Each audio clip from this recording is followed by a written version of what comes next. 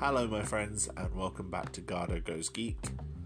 On today's episode I'm going to tackle one of my favourite geek topics, which is Sonic the Hedgehog, a character I've loved since I was a child and I first played Sonic 1 on the Mega Drive at 5.5 years old. But I'm specifically going to be talking about the Sonic the Hedgehog comics that were published by Archie comics, which I was aware of as a kid but didn't really discover until I was in my sort of mid-20s, and when they were experiencing a bit of a renaissance and their quality was drastically improving after some rather dire years. But I'm specifically going to be talking about how one man, in my opinion, destroyed the Archie Sonic the Hedgehog comics and got rid of what was one of the best licensed comics and also one of the best all ages comics I think I have ever read.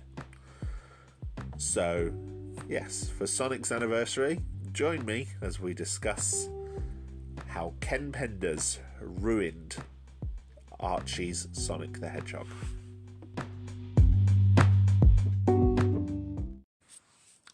Now, I'm sure Sonic the Hedgehog probably needs no introduction. He's had two very successful movies in the past couple of years. Personally, I think both of the movies are great. I really love the second one for just including more of the world of the games. The first one, though, is still really fun. I also think it's a really good film in terms of developing its human characters.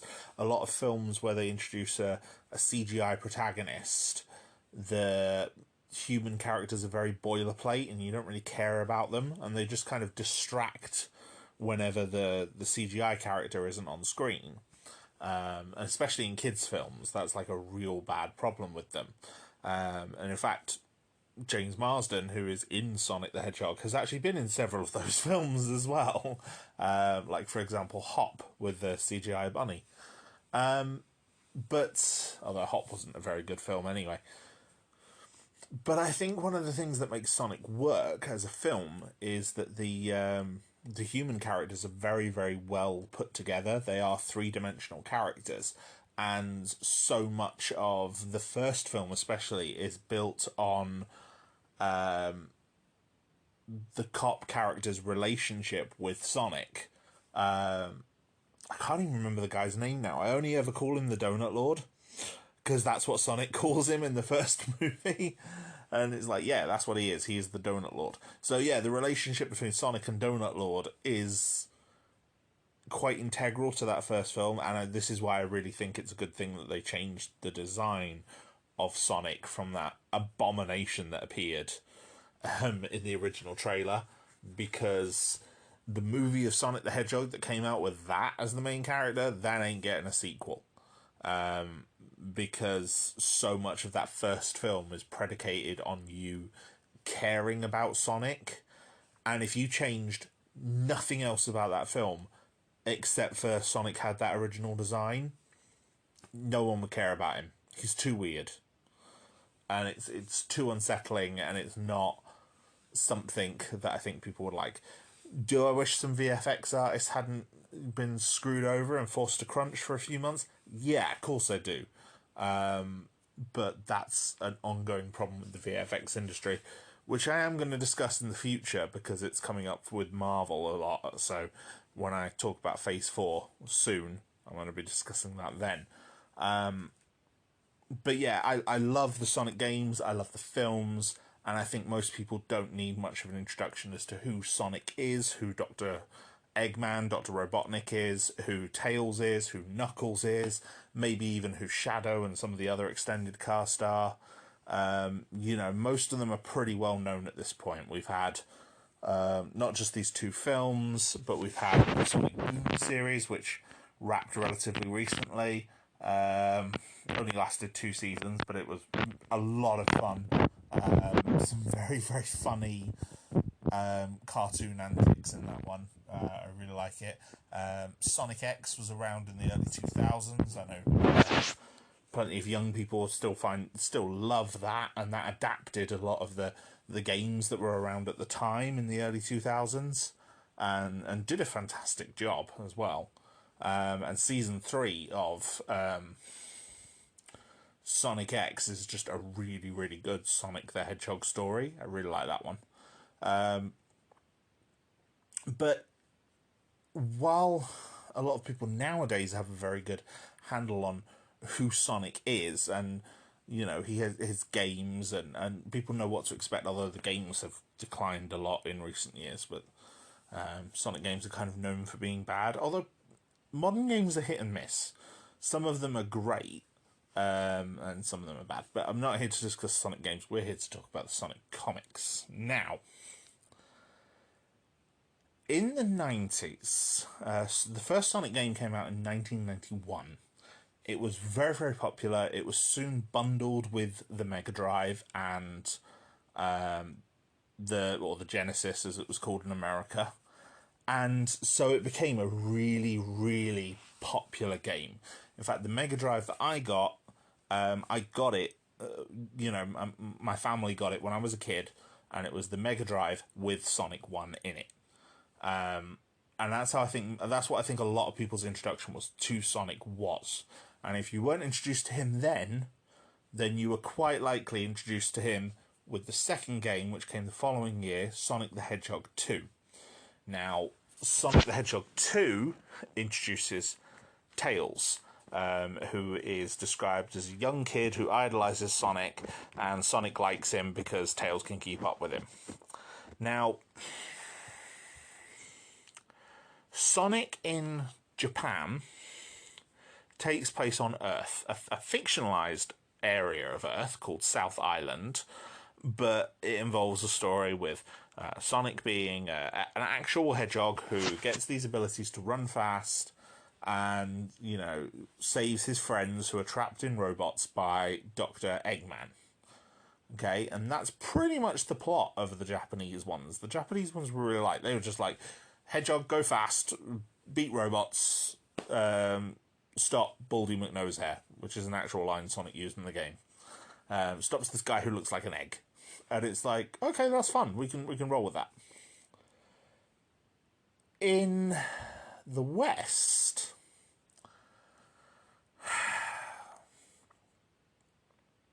when Sega in the 90s was split between Sega Japan, Sega America, and Sega Europe. And when I talk about the West, I'm generally talking about Sega America and Sega Europe. Now, they got hold of what they called the Sonic Bible. And this was, you know, like most things that have a series Bible, this is where it outlines sort of the plot, the standards of everything. The Sonic Bible came up with an elaborate backstory behind everything. It made Dr. Eggman the kindly Dr. Ovi Kinterbor. And Kinterbor built a machine to try and remove all the negative energy in the world. And this machine used 6 emeralds and a whole load of golden power rings to try and do this. He was disturbed in his lab one day when Sonic came through the door. Sonic was this normal brown hedgehog, but was, you know, talkative and smart and could run quite fast. So while his experiments with removing the evil energy were working, Kinterbor also spent time investing in Sonic. One day, while on the machine, Sonic broke the sound barrier, which turned his skin, well, his quills, bright cobalt blue. Okay? Sonic then obviously grew friendly with the professor and helped him with his experiments. And so Dr. Kinterbor, one day, while working on the experiment with what was called, I think it was called the Retro-Orbital Chaos Compressor, and it was designed to take all this negative energy and put it in the Chaos Emeralds. And the ROCC exploded, okay? And when it exploded, Kintabor had gone to get Sonic's lunch, but the only thing he had in his fridge was a rotten egg, which he was holding at the time. Kintabor got doused in chaos energy and became Dr. Ivo Robotnik. See, the name's reversed. Cool, huh? And the Chaos Emeralds got scattered across South Island. Power rings went everywhere. And that's when Eggman decided to try and take over the island. Well, Dr. Robotnik. And he built these machines to help him because he's a genius. He now looks like an egg because he was holding the egg. And Sonic sets out to stop him when he finds these machines capturing his friends. All the little animals that you free were given names in the West as well. So the seal that comes out of some of the robots in some of the levels, that became called Joe Sushi. Yeah, imaginative names. There was a pig, which became called Porker Lewis. There was a rabbit called Johnny Lightfoot. And there was a squirrel called Sally Acorn. And we'll come back to her. This Sonic Bible became the groundwork for a lot of the tie-in media, from the stories in the instruction manuals to soon developing cartoon series and comic books. Now, while the British Sonic the comic, which I grew up reading, stuck with the story in the Sonic Bible, as did a whole load of tie-in books that came out when I was a kid, and they used that Sonic Bible, they used that story. America decided to go in a different direction. Now, America, the company Geek, the French company, I think, Geek. Geek is an animation studio, and they were known for making not necessarily great cartoons, kind of a bit cheesy. And they started making Sonic shows. Now, one of these shows was designed to be kind of zany, kind of cartoony, and to have a lot of episodes so they could put it into syndication, which you need, I think, 40 odd episodes to do that for a kid's cartoon. So it's got a load of episodes. But they also decided they wanted to do, with Sega, they wanted to do a more serious story. And so they looked at the Sonic Bible and they looked at the characters, and they decided to make the characters from the Sonic Bible, the animals that Sonic's friends that he rescues, they decided to make them the freedom fighters. So that's what these characters became. So Sally, Johnny, Porker, Joe Sushi. There was a penguin called Tux, a chicken called Chirps, and a bluebird called Flicky. The British Sonic comic that I grew up reading also did this. They introduced Johnny Lightfoot and Porker Lewis, and they had them pal around with Sonic and his team. So you had Sonic, Tails, Johnny, Porker, and Amy as the freedom fighters for the British comic for a while. Amy Rose got introduced in Sonic CD, which came out in 1993, but was in development around the same time as Sonic 2. Essentially, Sonic 2 was made by Sega of America, and Sonic CD was made by Sega of Japan, so they were both designed to be Sonic the Hedgehog 2. But that's its whole other story, so I won't go into that too much here. But yeah, so Sonic and the Freedom Fighters would be this show, and I don't think this show had Tails in it when it was originally planned. But then obviously Sonic 2 hit big. Sonic 2 was released while this was in development, and it became a big thing that, the relationship between Sonic and Tails, and that became integral to the syndicated show, the more cartoony one, which is called Adventures of Sonic the Hedgehog. Adventures of Sonic the Hedgehog is good. It's not my favourite of the cartoons. Like, of all the cartoons that Sonic has had, I'd probably rank it lower, just because it is a bit too bizarre at times. But at the same time, it holds a certain place in my heart because the design they used for Robotnik in that show is exclusive. Well, that became the design that the Sonic the comic that I read used for Robotnik, rather than the game design. And so, while that design in Adventures of Sonic the Hedgehog is silly and goofy, Sonic the comic, under writer Nigel Kitching, got quite intense at points when I was a kid. And Lou Stringer as well, who's a cartoonist, he also wrote some quite intense storylines on there as well. They were head writer back and forth for a while. And yeah, that design of Robotnik became quite scary as a kid. Also in the Sonic comic, something else that the American comic did, they had Robotnik take over the world. And so Sonic wasn't just, Sonic and the Freedom Fighters weren't just fighting to stop Robotnik, they were fighting to try and liberate the planet. The planet was also called Mobius in the Sonic Bible. And Robotnik was the only human on Mobius. He had come there from Earth and sort of fallen through a portal while going shopping. That's where Kintabor had come from. Anyway, the American cartoon, the more serious cartoon, started to evolve. And, they wanted to introduce Tails, but they still wanted to have the freedom fighter idea.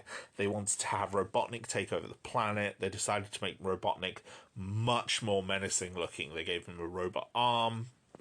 They gave him a really evil face. They gave him these black eyes with red dots in the centre.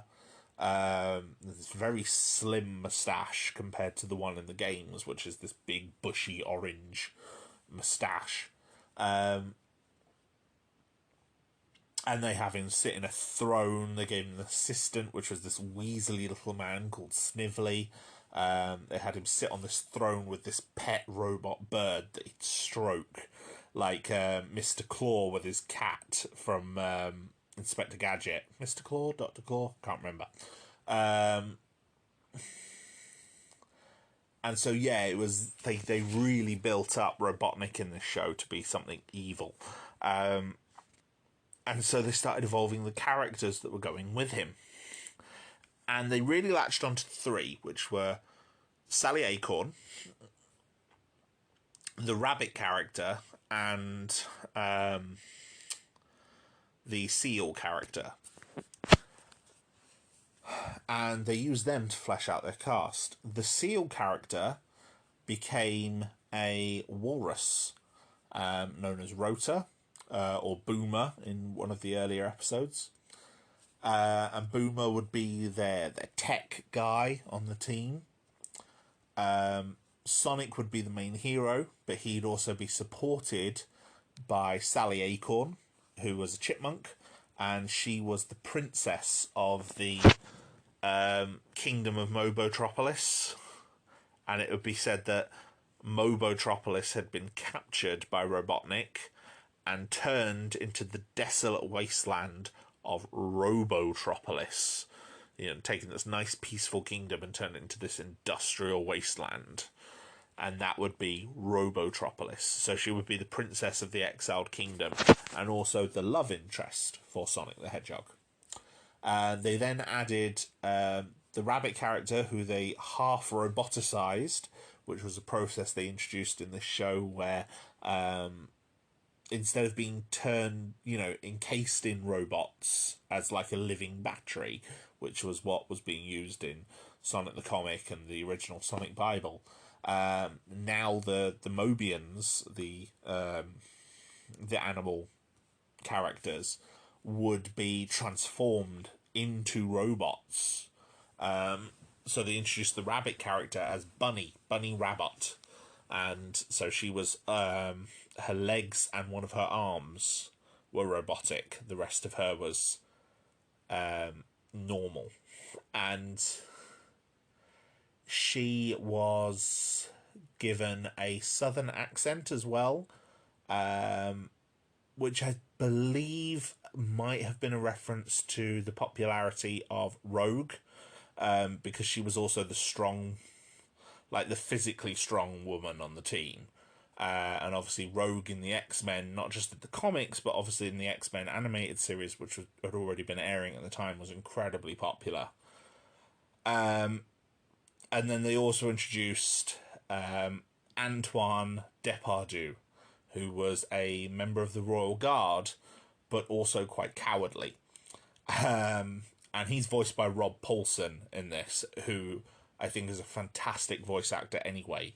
And Rob Paulsen just does a brilliant job as Antoine. He's so much fun. So yeah, this series eventually came out in 1993, and it became known as Sonic Sat AM among the fan base. The reason being, it aired on Saturday mornings.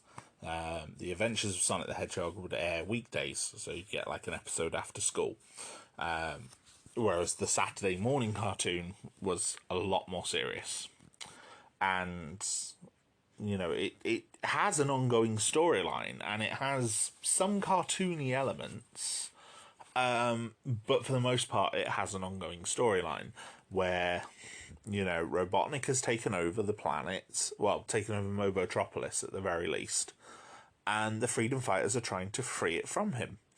And, like, the very first episode involves Sonic, Sally, and another freedom fighter called Cat on a mission. And Cat gets captured. And at one point, Sonic goes past his cell and talks to him and tries to free him, but can't. And he says, "I'll come back for you." Then rushes off. When he comes back to that same cell later, Cat's gone. And it's implied that Cat's been roboticized or killed. This is in a kid's cartoon. And Robotnik in this is terrifying. And yeah, he's really, really good. And he's got this very, very evil, twisted voice. You know, he's got this voice that's very sort of, "I hate that hedgehog." And it's fantastic. But then he's also voiced by Jim Cummings. And Jim Cummings, I've met the bloke at a convention. He is lovely. But he's also the guy behind the voice of Winnie the Pooh. Which, when you find that out, makes him so much more impressive as a voice actor, but also means occasionally with some bits of his dialogue as Robotnik, you can hear some elements of Winnie the Pooh there, which is quite funny. But anyway, season 1 of this show was quite good, and it builds up the Freedom Fighters. We see the introduction of Sonic's Uncle Chuck, who is fantastic. He's already been roboticized, and the Freedom Fighters managed to get his mind back at some point. And then he basically acts as a spy for them inside the Robotnik Empire. Sonic and the Freedom Fighters live in a little village called Knot Hole, with several other people that have managed to escape. And yeah, it was very, very good. Then it got a second season. Now, season 1 of Sat AM had a rotating writing cast, but season 2 kept it light, and it had 3 head writers. Well, 3 main writers who wrote the entire season. It was series creator Len Jansen, Pat Ali, and Ben Hurst. And Ben Hurst is the name from here who's going to come up later on again. Now, Ben Hurst helped to write some of the most popular episodes of the show, including a two-parter called Blast to the Past, where Sonic and Sally ended up back in time and they saved their childhood versions from Robotnik's takeover. We saw Robotnik exile Sally's father, the King, who was voiced by Tim Curry. Brilliant. And he also wrote the finale episode, which is the Doomsday Project, where at the end of the episode, it looks like Robotnik has been defeated. In fact, it even looks like Robotnik's been killed, and that possibly Snively might have betrayed him. And then there's these two haunting eyes behind Snively, bright red eyes, that leave the series on a cliffhanger. They were supposed to be a wizard called Ixis Norgus, who had appeared earlier on in season 2 in the Void, which was the area where the king had been banished to, when Sonic and Sally tried to save him. And we found that the ruler of the Void was Ixis Norgus, who was this wizard. And yeah, it was implied that Snively was going to act like seemingly going to be the main villain of a Series 3, but actually it was going to be Ixis Norgus. But unfortunately, the series was cancelled, which is a shame because it was good and the cliffhanger was good. But this season, this series, Sonic Sat AM, this was the one that spawned the Archie Sonic the Hedgehog comic. Oh, should also add, because if I don't, someone might comment about it, the voice of Sonic the Hedgehog in these series was Jaleel White. Jaleel White is the kid who played Urkel. And he was now voicing, Urkel, the one of the stereotypical nerds, and he was now voicing Sonic the Hedgehog. And Sonic may have had a rough few years before the films, where he was a bit of a laughingstock. But in 1993, Sonic the Hedgehog was the peak of cool. So Jaleel White voicing Sonic the Hedgehog, just chef's kiss, brilliant all round. And it didn't hurt that, like I said, there was a very talented voice cast filling out the rest of the roles. Christine Kavanagh voiced Bunny, Kath Soucie did Sally, just great all round. Now, the Sonic the Hedgehog comic license was picked up in America by Archie Comics. Now, Archie Comics is one of those that never seems to be a big name in the comics industry, but has been going for decades at this point. And one of the things with Archie that makes their books so different to most of the other comic book companies is, from what I'm told anyway, by people in America who know these things, is that Archie comics are one of the few comics that you can still find on a newsstand. You can find them in a grocery store, in a corner shop, anywhere that sells papers, magazines will quite often sell Archie comics. And it means that they keep going and they keep being read because they're widely available in places that aren't comic shops. Wow, I know, big surprise. It's almost like if you put things in specialised shops, only a niche audience go and gravitate towards them. Now, it's not to say Archie have ever been huge sellers. They're not. And they have followed the trends of the comic book industry, i.e. raising cover price and, just less story. Because they are available in comic stores as well. But they're not Marvel. They're not DC. They're not Image. They're not Dark Horse. They are a smaller group. Now, the main thing that Archie comics are probably most well known for is the Riverdale characters. Obviously, Riverdale has become a series now on the CW with Archie, Betty, Veronica, Jughead, Kevin Keller, all these other characters that have been around in the comics for years. And like I said, decades at this point. I mean, the Archies, like a cartoon band of the Archie characters, released the song Sugar Sugar in the 60s. You know, that song's iconic. That's how long Archie's been going for. You know?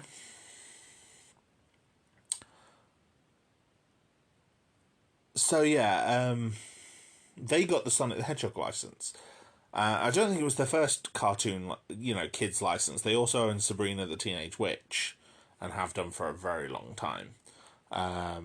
Which was obviously also getting a show in the 90s.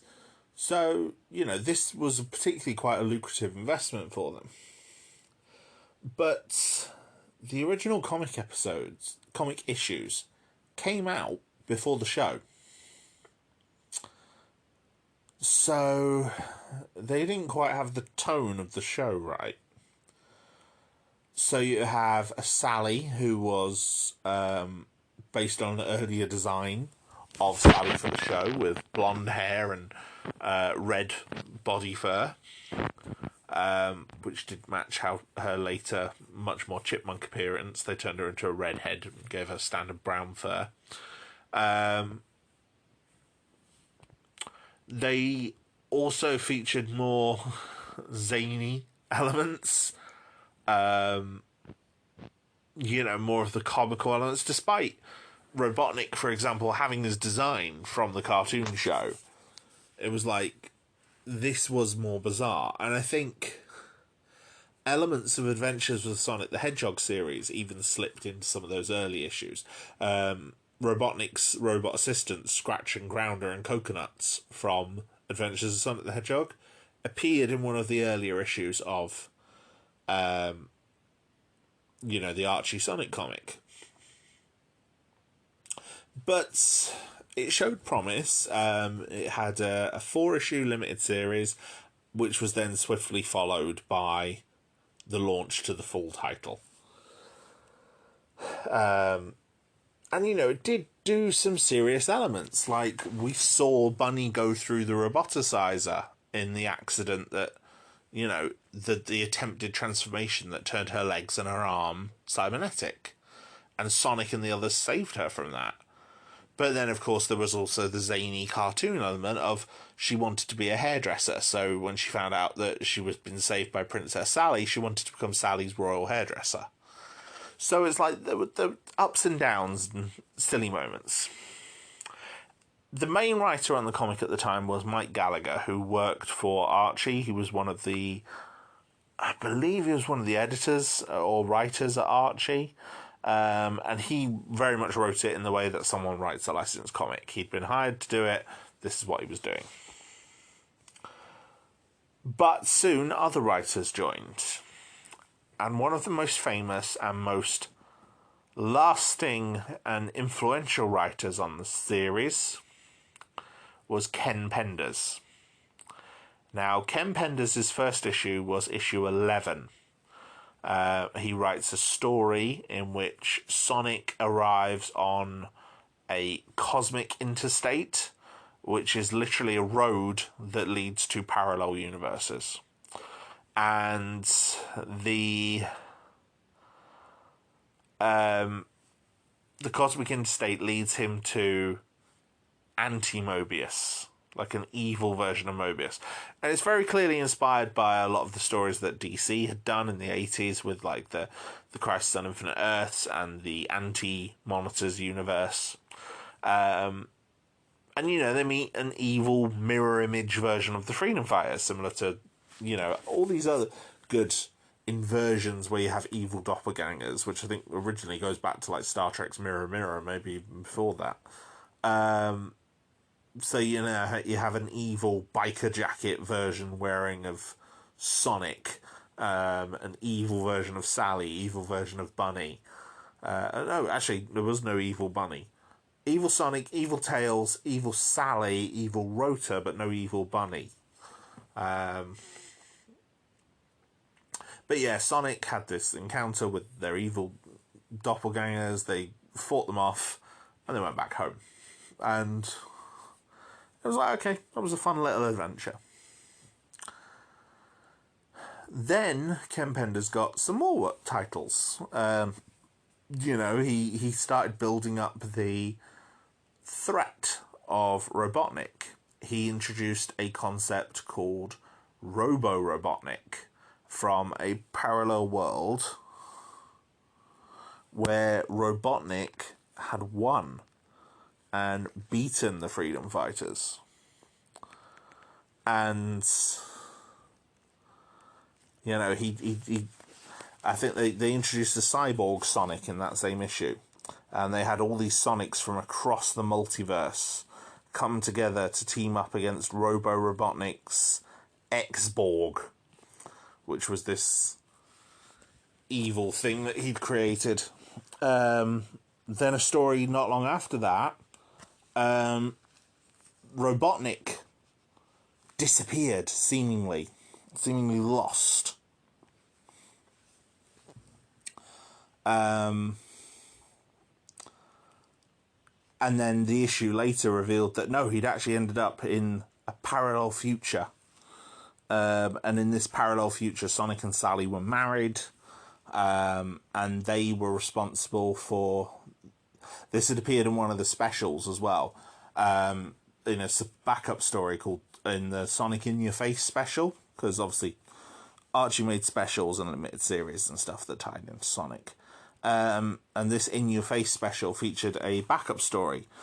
Sally in the cartoon series had a handheld computer called Nicole. It had artificial intelligence on it called Nicole. And Nicole was also voiced by Kath Soucie. And I think the show writers wanted to say that it had been programmed by Sally, or that's why it spoke with her voice. Ken Penders had the idea to introduce Nicole as arriving to Mobius from the future, where she had been built by Rotor to help Sally and the Freedom Fighters.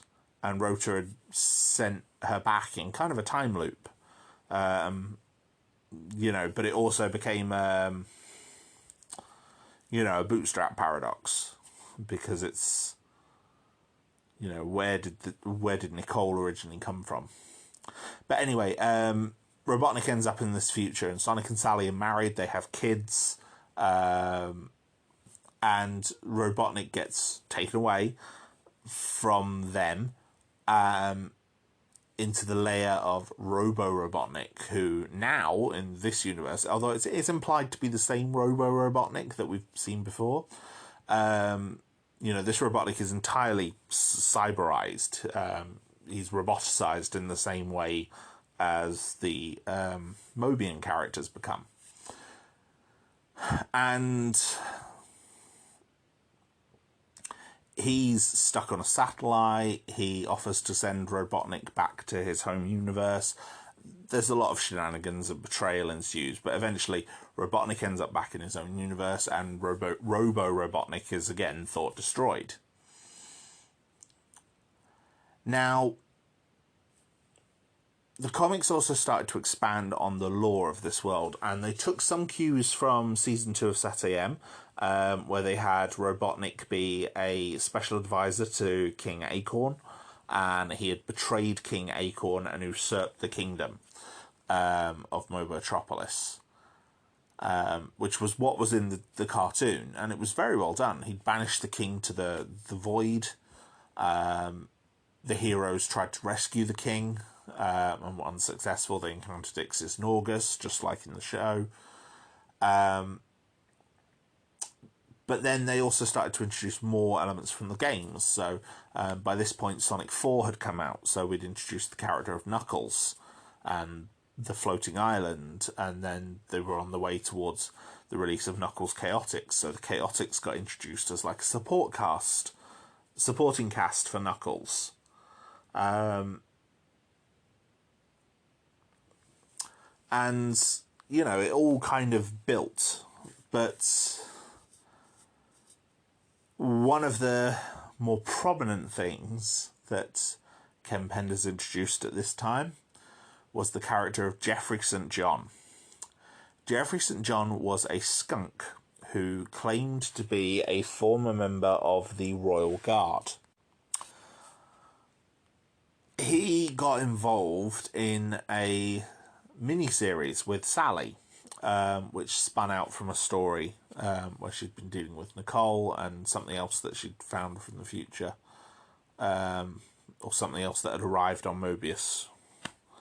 It was, I can't remember the exact specifics. It's been a long time since I've read those issues, even though I have watched numerous video essays recently trying to recount them. But in short, the story wasn't very good. It wasn't worth the build-up. Ken Penders has a habit of setting up things and either not paying them off at all or paying them off so poorly that you kind of forget about them. It becomes a big recurring issue with his work. And it makes going back to a lot of those early issues quite tedious.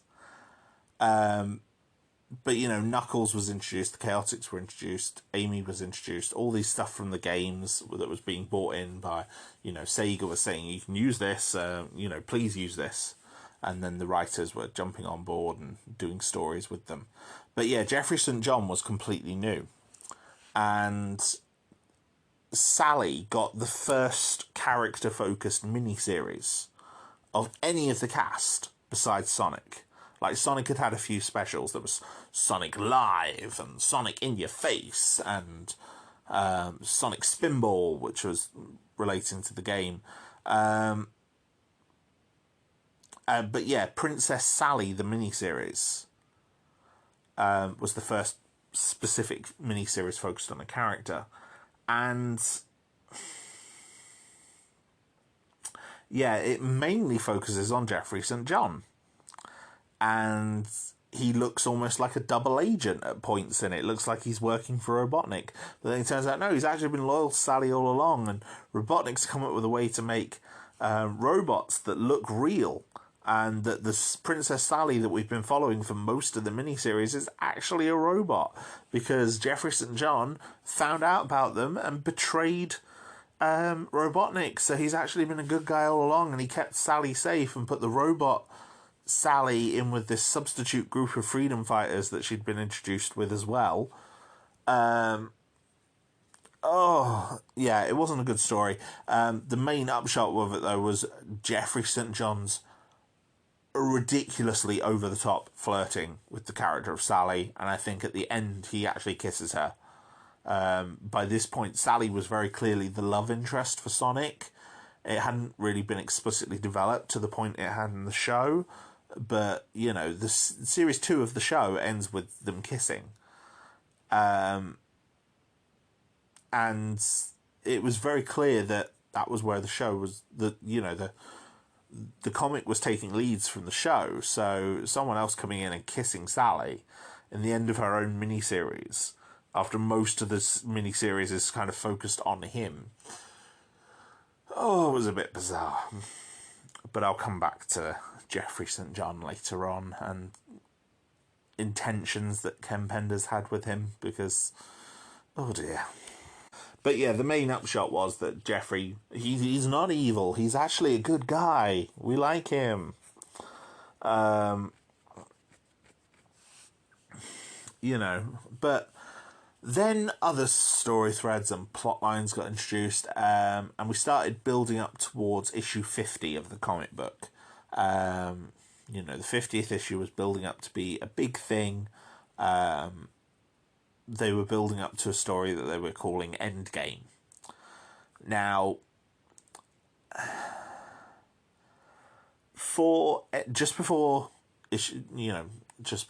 not long before issue 50, before the Endgame storyline, Sonic and the Freedom Fighters managed to get into the Zone of Silence, or the Void, where the King was, and they were able to save the King, and they brought him back. Uncle Chuck was working with them in exactly the same way as he had in season 2 of the show. Robotnik was starting to play with like dimensional energy and things like that after his experiences with Robo Robotnik and the multitude of Sonics. And, Sally was starting to come into her own. There were other characters that were starting to be introduced, like the Wolf Pack. Now, the Wolf Pack were led by Lupe Wolf, who was, again, another minor character from the series. But most of the other wolves that had been added to the pack were original creations. And one of them started getting developed, and he was called Drago Wolf. And then in the meantime, there started to be an ongoing flux of Knuckles stories. Most of these tended to get written by Ken Penders, and he was starting to introduce elements in those, building up the idea that someone was perhaps watching Knuckles, and at one point Knuckles got kidnapped by a whole load of magic users, characters using chaos magic, although a lot of the characters felt like something out of a D&D episode. And then at one point, a horse in a suit of armour with a sword comes in to save Knuckles, and he's called Sir Connery. And yeah, he fights off and defeats the evil magic users to save Knuckles. Yeah, that was a weird one.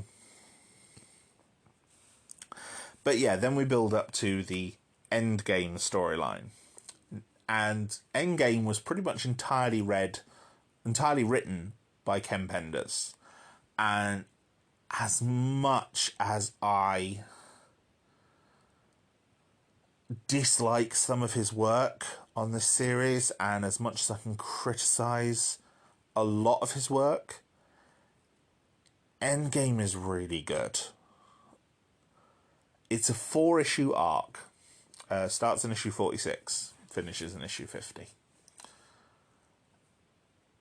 Not 46, 47. Finishes in issue 50. Where, on a mission to Mobotropolis, Sally falls from a building that she's rappelling down. The rope looks like it has been cut by Sonic.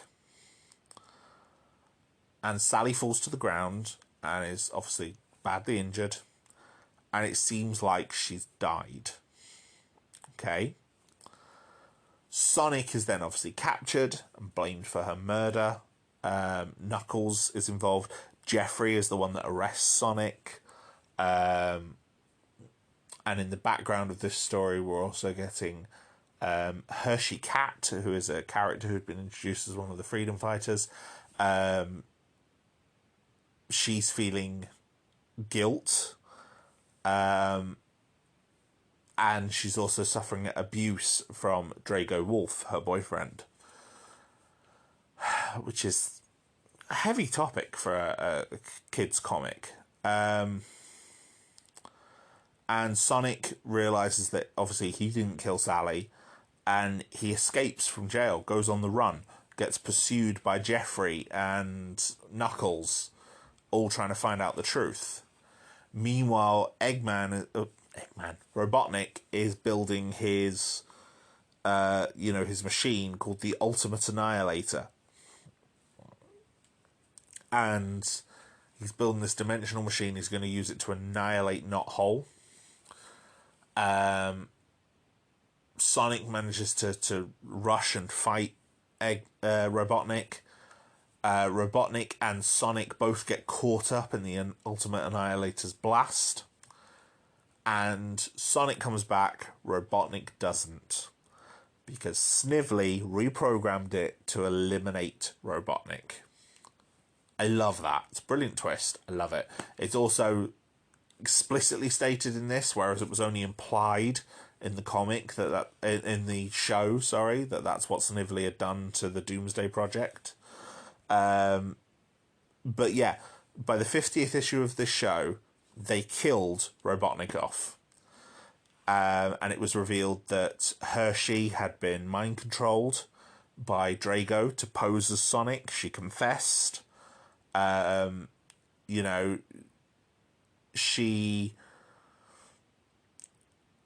you know, she confessed to what had happened, which then led to Drago being arrested, and then also led to Sonic being pardoned. Sonic came back to Knothole, along with Uncle Chuck and a whole lot of others, and they found out that Sally was alive. And the last page of issue 50 is Sonic and Sally sharing a victory kiss, you know, because Sonic is happy to see her alive. I like the Endgame arc. It is good. It's not flawless, but it is good. The writing is above Ken's usual standard, and despite some of the soap opera trappings that he would later exemplify, a lot of his work, there is a lot of action to it. And the 50th issue later got an expanded version for one of the Sonic Super Special magazines, which is the one that's been most often reprinted. And yeah, it's a good issue. And for a while, it looked like that was where the series was going to end. It was even considered at one point that Sally might actually die in the story and stay dead. But Sega actually intervened and said, no, we want to keep her alive. And a large part of this may have also been because Sally was one of the more prominent female characters in the setting. You know, she hadn't appeared in... Well, they had appeared in a game. Sally, Bunny, and Rota all have a cameo appearance in Sonic Spinball in 1993. Sally's in her original pink design. They're in one of the bonus games. But for the most part, the characters had not appeared in the game. Although there was a plan by Sega America to make a SatAM-focused game. There is some test footage out on the internet. It's much slower and more stealthy than most Sonic games are. And it looks very bizarre as a result, but I'd have been interested in it as a kid, definitely. I'm interested in it as an adult. But, so yeah, it looked like Sally was going to die until Sega intervened. Sally was also the prominent female character at Sega World Sydney. Sega World London and Sega World Sydney, both in existence at this point. And Sega World Sydney even had a stage puppet show which featured Sally. So yeah, Sally became very prominent there. And so, yeah, they didn't want to kill her off, so they didn't. And it also looked like I said, that issue 50 would be the final issue. This would be where the series would end. You know, SatAM, which it was originally based on, had ended 3 years ago by this point. So it didn't look like there was much need to continue the Archie comic. But no, Sega and Archie decided to continue it. And this is where things start to get weird. Now, there's a story I read about Ken Penders, and I think this is even confirmed by the man himself, that he had a story idea which featured Native Americans and aliens, and he was pitching it as this big, involved science fiction saga that he'd wanted to write. And he'd apparently pitched it to a lot of big companies. Ken Penders did work outside of Archie. His work for the Archie Sonic comic is by far his most famous. But, you know, he has worked with other companies as well. He has ties within the comic book industry. And he'd apparently pitched this comic numerous times to numerous companies. And it had been refused every single time.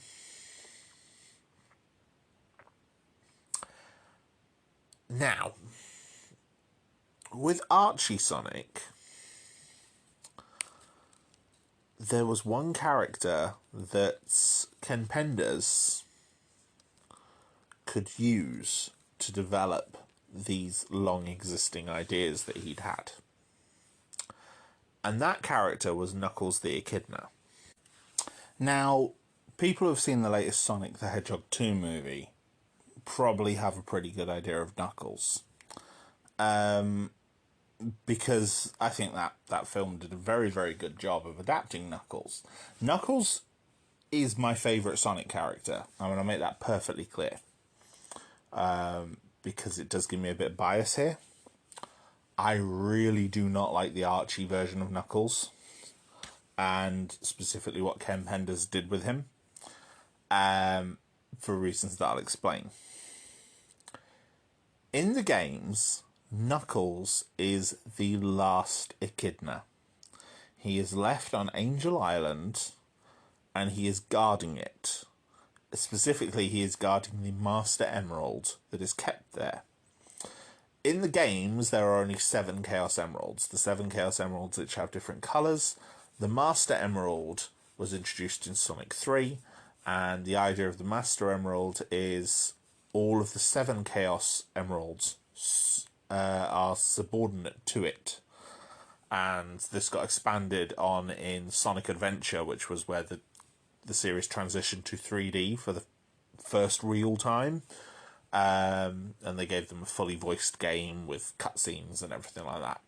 And in that, Knuckles' people, the Echidnas, were a tribal race that existed thousands of years ago on Angel Island, the floating island. That's the main setting of Sonic 3. And they were wiped out, well, the armies of the chief, Pachacamac, who's a tribal chief. They made them very Aztec, thinking about it, very Incan. They've got a lot of Incan temples. He tried to seize the Chaos Emeralds from the priestess, who was his daughter to Carl, and it angered the god Chaos, and Chaos then attacked the Echidnas and wiped most of them out. And that was the basis of the story there. Now, the films adapted quite a few elements of that. They adapted the Master Emerald, except in this time it's formed from all of the Chaos Emeralds. They adapted Knuckles' people being tribal, although less Incan and much more Native American in the film. Not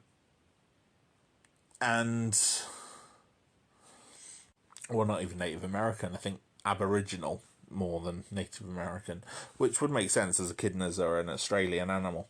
And Knuckles is the last living member of his kind. And all of that's in the film, and I think it's done very, very well. It was also quite prominent in STC, Sonic the Comic, that I read as a kid. In fact, the comic that I read as a kid only introduced one other echidna, and he turned out to be a villain who manipulated Knuckles, because Knuckles has a trend to be quite gullible, because obviously his first appearance involves Robotnik getting him on side to fight Sonic, which they kept in the film as well. They kept in the comics, and so Knuckles is shown to be quite gullible. So this other echidna in the STC comics managed to twist Knuckles to try and take the emerald. Now, Ken Penders started to write quite a lot of Knuckles stories, and he wrote a lot of backup stories in a lot of the ongoing issues dealing with Knuckles, while other writers like Carl Bollers and Mike Gallagher would write the Sonic strips, although Ken Penders also still wrote his share of them. Like I said, he was the main writer on Endgame. At the same time Endgame was happening, shortly after Knuckles' part early on in the story was done, Knuckles had to deal with his own problem because a mini-series was released called Sonic's Friendly Nemesis Knuckles. And in fact, I think this might even have come out before Endgame. And that involved Knuckles dealing with a ultra-powerful echidna who was essentially a god called Hedgehog, who had been buried under Mount Fate years and years and years and years ago. And it was explained that Angel Island, where Knuckles is from, had been lifted from the surface of the planet, from one of the continents, the continent specifically of Down Under, which is a fictionalized Australia. Because, oh yes, Mobius in the comics is a future Earth, and we will get back to that. Now,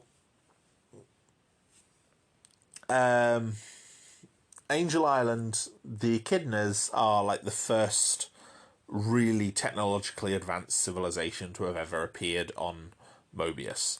And they had a city. The city was threatened by a meteor, so they decided to raise it using the power of the Chaos Emeralds, because there's more than the 7 Chaos Emeralds in the comic. Most of them are also green rather than multicolored, and they decided to use the power of 12 Chaos Emeralds to raise Angel Island. So Angel Island flew around the planet. The meteor crash landed, didn't kill anyone, obviously. But then 2 brothers in the echidna race, Edmund and Dimitri, came to blows over restoring Angel Island to the planet. Back to where it was on Down Under. And Dimitri took a device called a Chaos Siphon, tried to siphon the energy from the 12 emeralds that were holding Angel Island up. Edmund tried to stop him, and in the process, Dimitri turned into the creature Hedgehog. And Hedgehog is now this chaos god, and to beat him in ancient times, they essentially dropped a mountain on him. He comes out of this mountain, fights Knuckles. Knuckles manages to use chaos energy and defeat him. I think he locks Hedgehog away, thinking about it.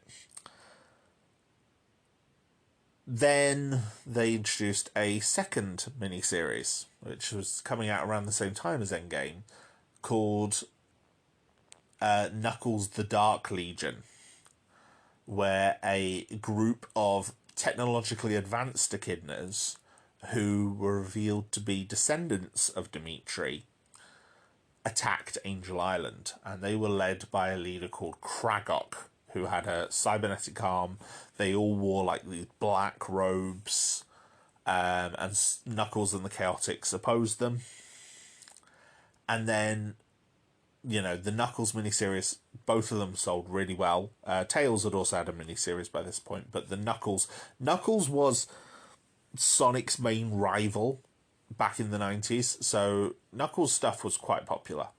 And this is one of the reasons I gravitated to the character. I really liked him. I liked the personality that a lot of these things gave him as a rivalry. Like I said, I didn't read Archie comics as a kid. I read STC.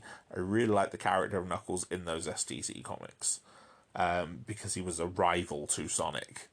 Although STC has its own problems. Sonic in that is a bit of a dick, but I'll probably cover that another day if I cover it again at all. Now, Knuckles beat the Dark Legion, and it was a 3-issue mini, and at the end of the 3-issue mini it was announced, well, I believe the business decision was probably made earlier, but yes, that 3-issue miniseries then became an ongoing series that ran for 32 issues. alongside the Sonic the Hedgehog comic that was running at the time, which Ken Penders was also still contributing stories to. And when I say contributing stories, he was doing more than a writer. Ken Penders is one of the people who's involved in pretty much every level of the Archie comic at some point. You know, he drew a few issues, he wrote stories, he inked stories, he even lettered some stories. I don't know if he ever edited, that might be the only thing he didn't do. But he was involved in quite a lot of elements of the process. I get the feeling Archie Sonic was a bit of an all-hands-on-deck approach, because a few people did similar sort of things where they were doing a lot of stuff. But the Knuckles comic became sort of Ken Penders' baby. And each 3 issues would tell a new story arc. So after the Dark Legion, the very next story arc brought back the city of Echidnopolis. I shit you not. Echidnopolis.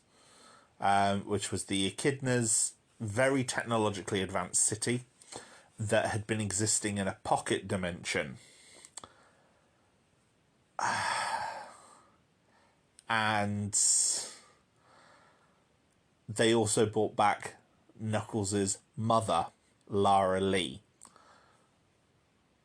named after Clark Kent's mother.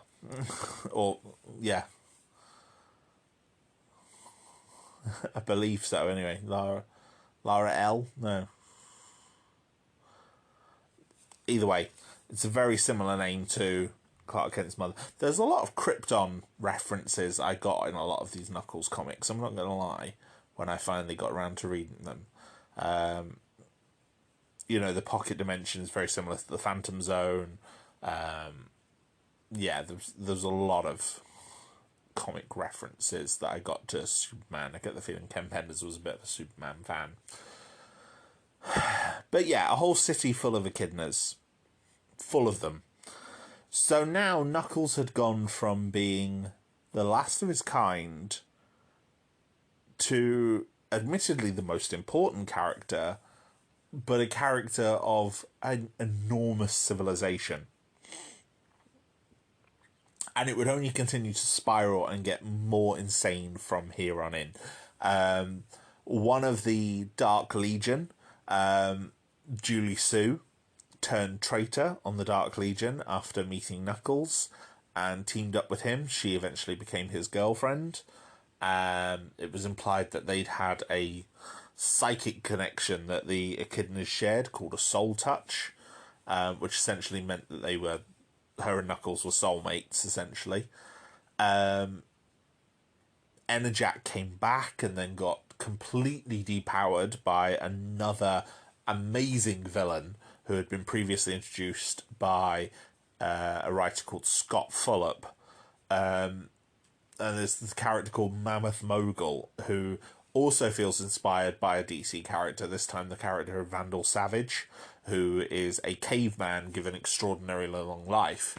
In this instance, Mammoth Mogul, as he was known, was a cave mammoth who had been imbued with the power of a Chaos Emerald, which was keeping him alive. I think he even had this Chaos Emerald in his chest, and he basically walked around with a white pimp suit looking like the Kingpin. And it was just incredible. Penders wrote him in such a way that made him very, very concerned with power and very Machiavellian. Like, he would wait people out because he was immortal, and he could. And yeah, he stole all of Enerjack's power and got his own super form, which left Dimitri, this withered husk of an echidna, who then had to be cyberized almost entirely by the Dark Legion, who all had cybernetics. And it was implied that there was this huge division between Dimitri's son Menica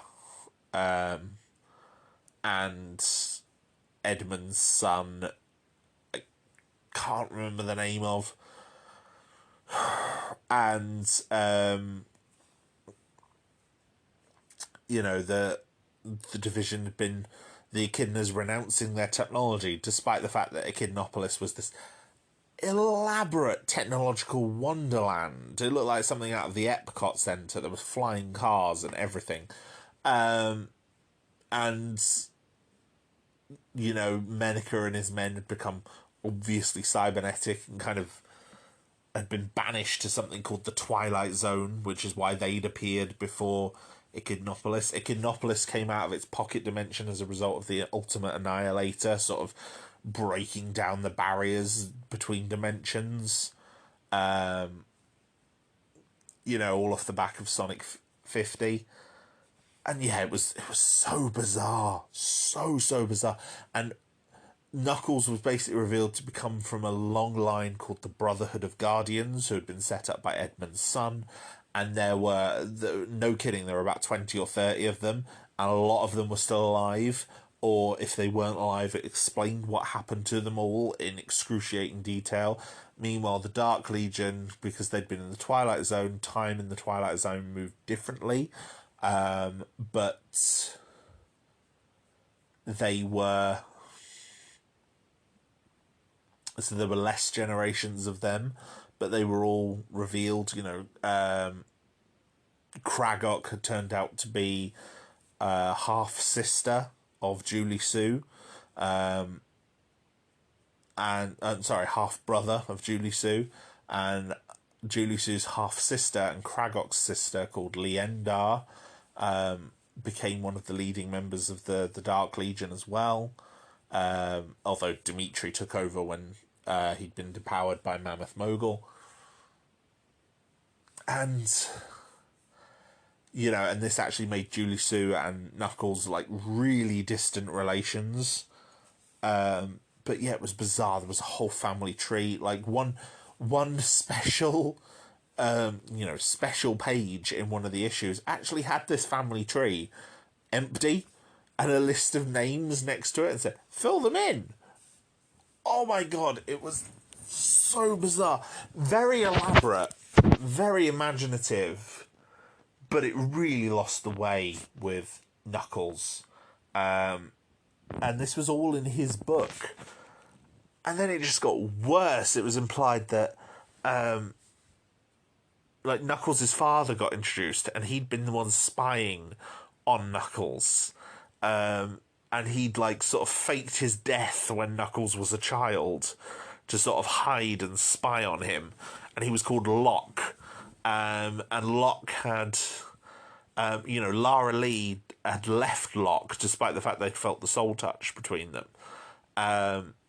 Because after Knuckles was born, after Knuckles was born, but before he hatched, because he's an echidna, so he hatched in an egg. Locke had this vision given to him by the echidna goddess, who was called Aurora, separate from the other gods in the setting of Sonic the Hedgehog, which are called the Ancient Walkers, which I will probably come back to, although I think... Yeah. So the Ancient Walkers are a whole different thing,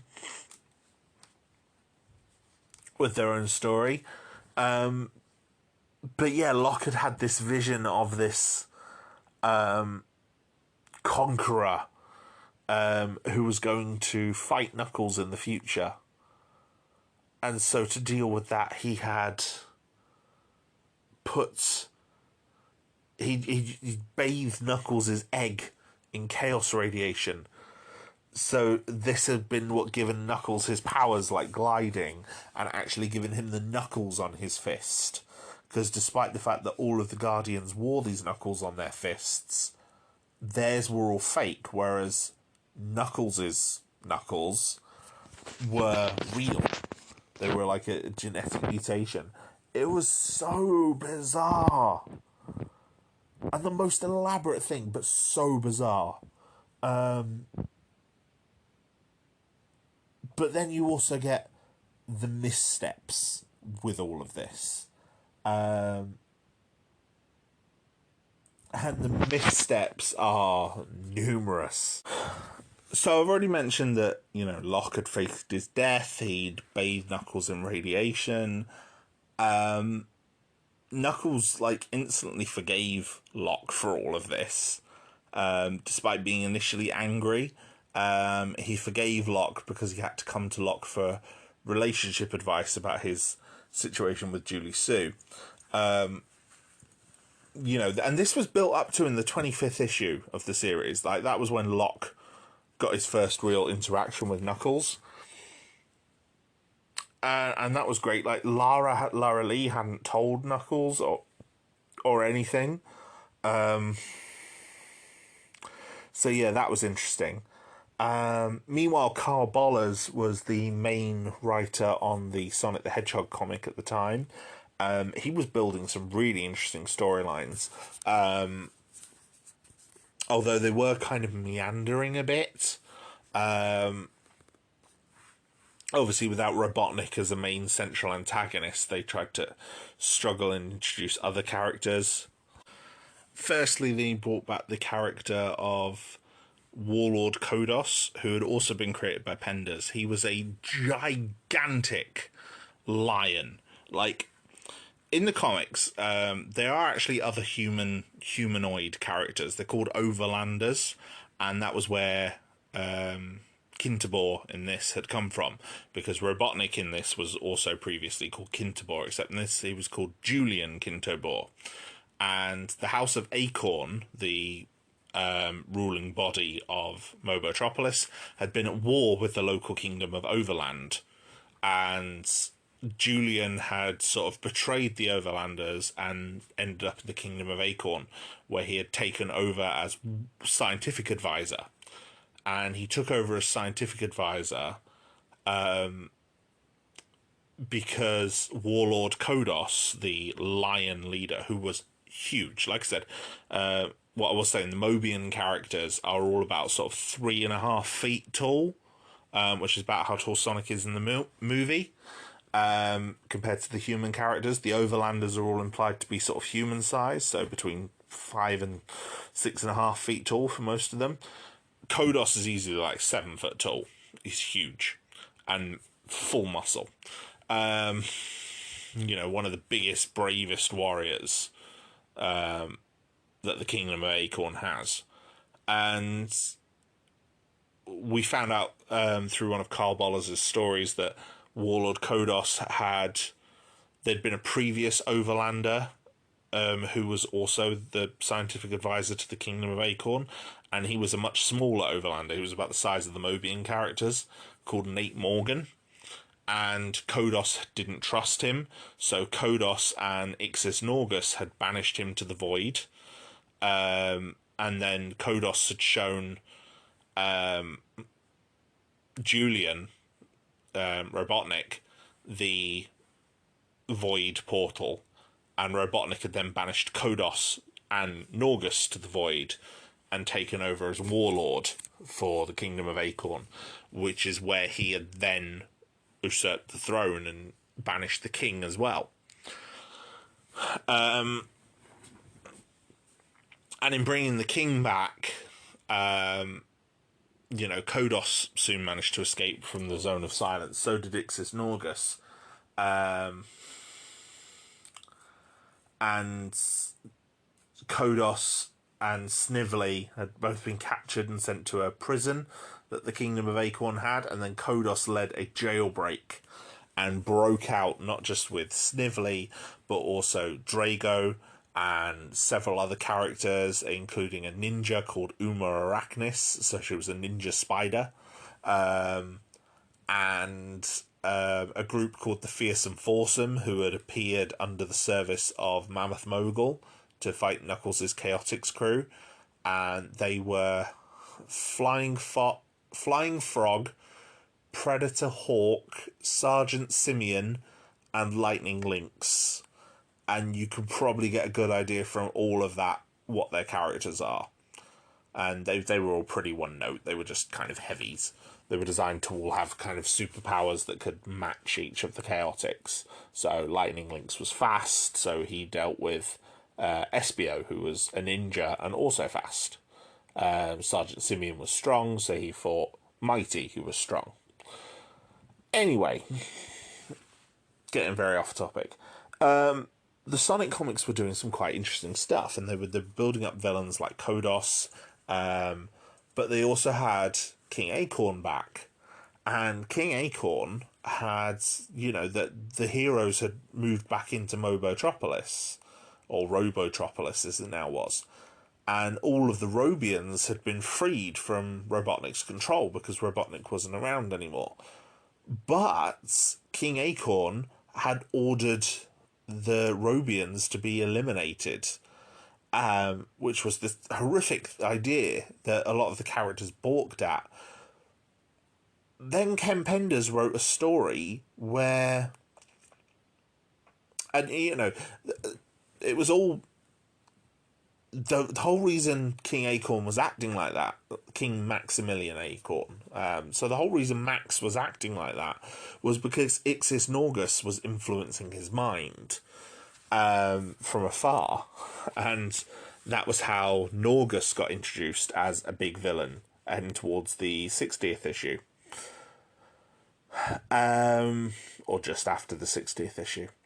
But then Ken Penders did a storyline where he had Max tell Sally off for not supporting him in eliminating the Robians, as the roboticized Mobians were called, in not eliminating the Robians because she should have listened to him because he's her father and he's the king. And then there was another story where Max took Sally to the source of all, which is like this golden pond of liquid, which Sally had to get into naked. Now, Sally, being a Sonic character, she was a furry character, she doesn't wear much anyway. I think she wears a blue vest and blue boots, which had got the boots she'd had from the start. The vest got added to her in season 2 of the show, and she'd had them for quite a while in the comic. So she doesn't wear many clothes anyway. But then the way she was drawn in this particular issue gave her a very humanoid figure, despite the outlandish cartoonish head. So this has become a quite mocked story where she sort of goes into the source of all, and it kind of talks to her and shows her the future, so that she can become queen one day. And it's so weird. And Ken Penders wrote that storyline, and I'm not sure if he was the one who decided she had to be naked. But yeah, it's weird. And I think in later episodes, in later reprints, they keep the boots. Why they don't just let her keep the whole outfit, I don't know, but she keeps the boots, which is something. And that's before I get into the weird stuff in the Knuckles comic. For example, one issue features the Chaotix and their friends going to a carnival on Angel Island. And they eat chili dogs at this carnival, which have been laced with something called lemon sundrop dandelion, which is clearly meant to be a reference to LSD. And one of Charmy B, one of the Chaotix crew, one of his best friends dies from a drug overdose due to the LSD. So that's a thing. That's bizarre. Then... oh, this is so weird. Then, when the Echidnas came back, when Echidnopolis came back, it turns out that there were other creatures on the island on Angel Island, besides just the Echidnas. It wasn't just the Echidnopolis, it was the whole area around it that got lifted up into the sky. And that includes a city of dingoes. Now, the dingoes, when Echidnopolis was coming out of its pocket dimension, they were also in a pocket dimension, and they'd been put there by one of the Guardians years and years ago. When Echidnopolis also got put in a pocket dimension. They'd been put in a pocket dimension because they were about to exterminate each other in a war. So then,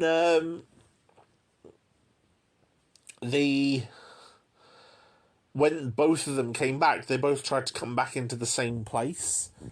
So Knuckles managed to solve it so that Echidnopolis was the only city that came back, but both of the populations came back. So now the dingoes were living in the Echidna City, and they were treated like second-class citizens.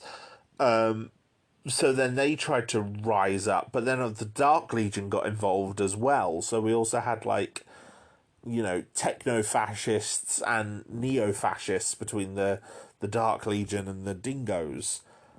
And that led to, I shit you not, an actual appropriation of Muller's Holocaust poem, And Then They Came, but rewritten to be about hedgehogs, foxes, and echidnas. And oh my god, it was one of the worst missteps ever. Like, reading it as an adult, I was like, what the hell is this? This is bizarre. And it's just a really weird inclusion. Oh. And this isn't even towards the end of the Knuckles series. This is like, well, heading towards the end, but not quite there yet. The Dark Legion make a robot character called Benedict, a robot echidna that looks like a normal echidna, and they try to have him take over Echidnopolis so that they can take over Echidnopolis with, like, this puppet ruler. Oh, it's so weird.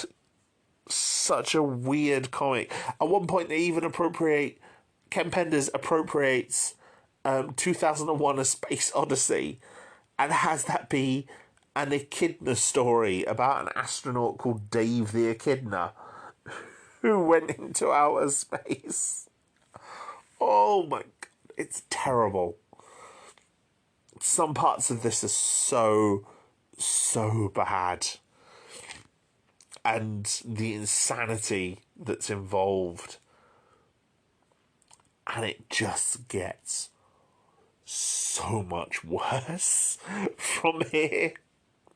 Like, we haven't even begun to get some of the really bizarre stuff from not just Penders, but this comic in general.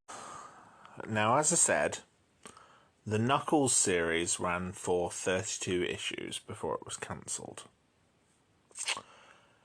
Its final story was this bizarre thing where it was revealed that Knuckles had a childhood bully called Monk, who had been thrown off the island years before by all the Guardians when he'd been bullying Knuckles. Because despite Knuckles being the last echidna in these comics, he was never the only inhabitant of Angel Island. There were other characters there. Like, I think they also said that he met Espio, the chameleon, on the island. But yeah, the end of the Knuckles series did not feature the end of Knuckles' stories within the comic. Ken Penders moved a lot of his Knuckles ideas and Knuckles stories, firstly to an issue of the Super Special magazine, which was supposed to tie together a lot of the plot threads. It didn't. It carried on a lot of plot threads. But yeah, that's an ongoing feature with Ken Penders' work.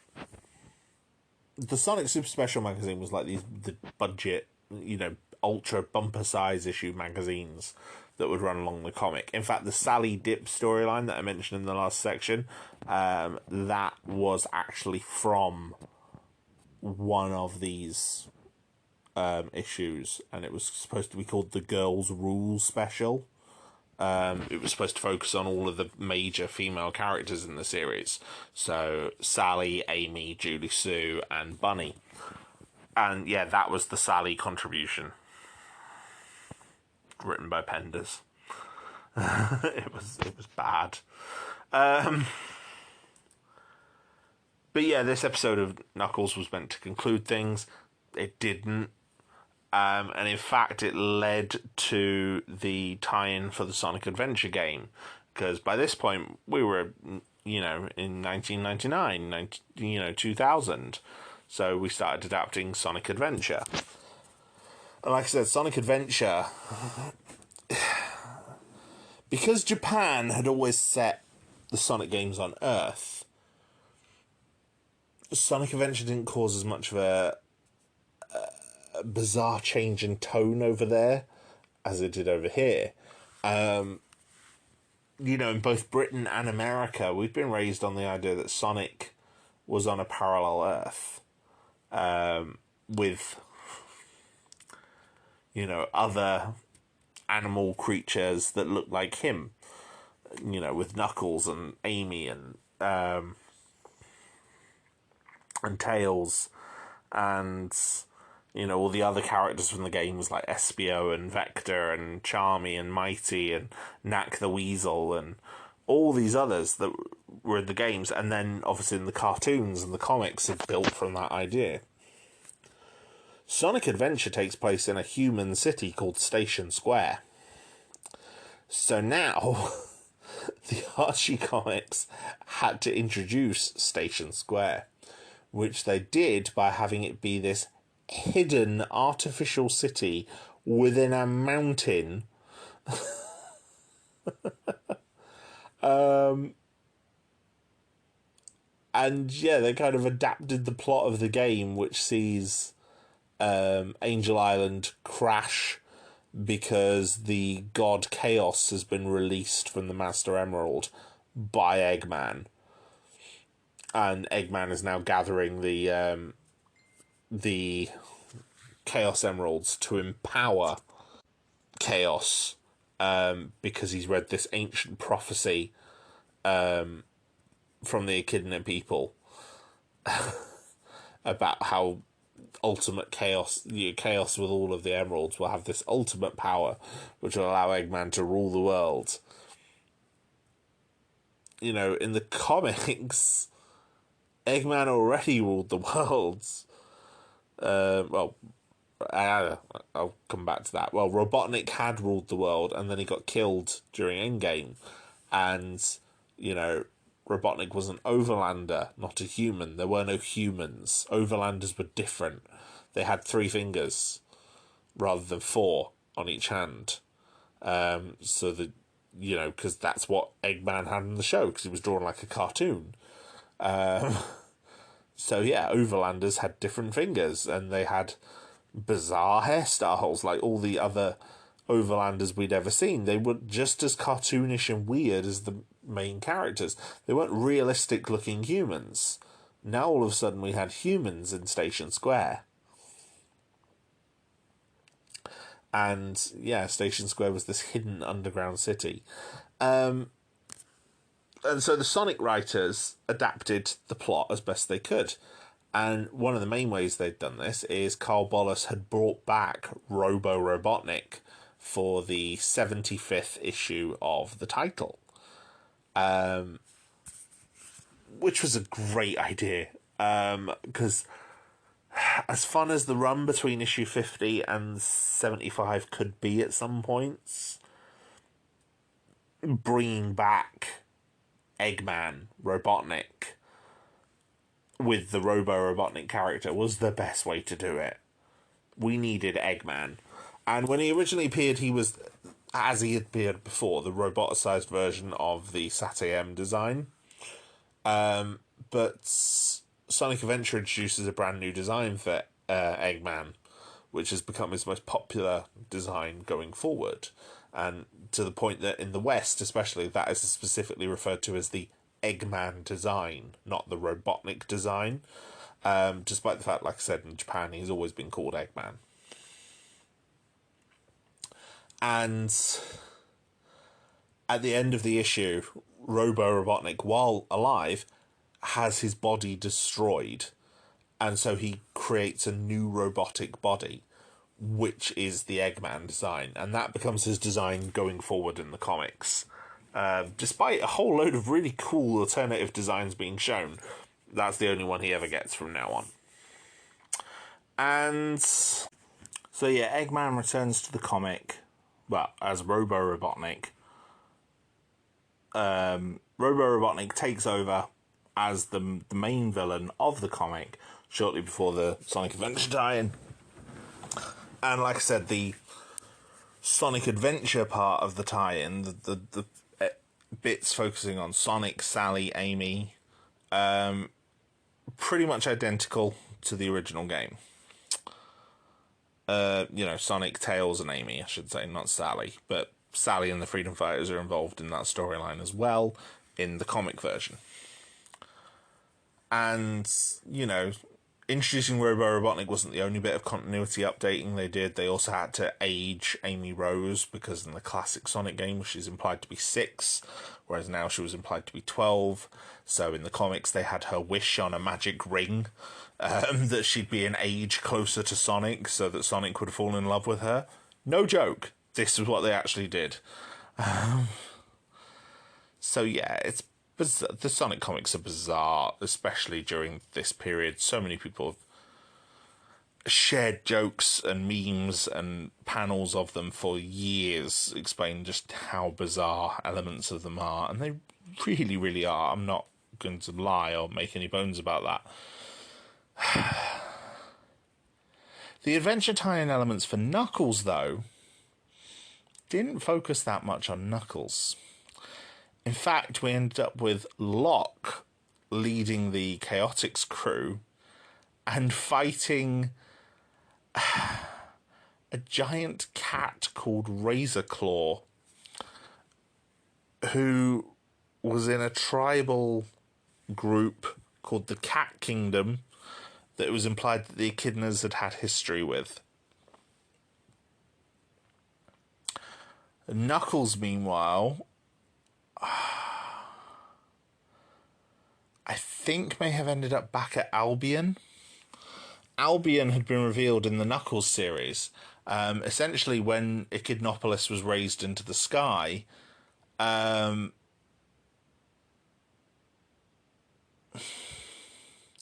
Echidnopolis was raised into the sky, a group of Echidnas left the city before it did because they wanted to stay on Earth. Or Mobius, but we'll come back to that. They wanted to stay on the planet, and they wanted to find the ancient Echidna homeland, because Echidnopolis was not where the Echidnas were originally from. They were not originally from Down Under. They were actually from this fabled land called Albion. And so this lost tribe of Echidnas began to wander the world until, at one point in the series, Knuckles found them and ended up leading them across a body of water to the island of Albion. Like, Knuckles literally walks on water at one point. It's so bizarre. And yeah, that's how the Lost Tribe end up in Albion. And yeah, at some point through this whole thing, I think it also involves Mammoth Mogul coming back, with his power and dealing with chaos. But yeah, the basically, you know how I said Locke manipulated Knuckles' genetics and fused him with chaos radiation? Knuckles gets an overdose of chaos radiation. And yeah, this does take place in Albion, I think, because they're trying to siphon the energy off him and accidentally inject him with a whole load more.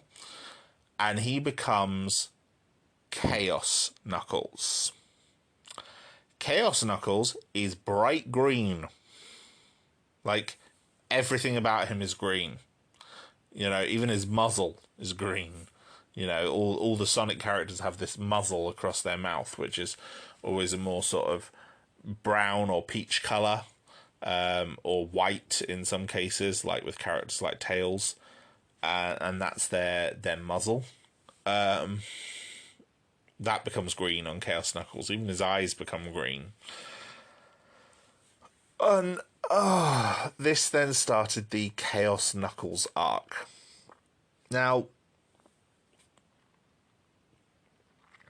Carl Bollers was doing some interesting stuff in the meantime of this in the main Sonic comic.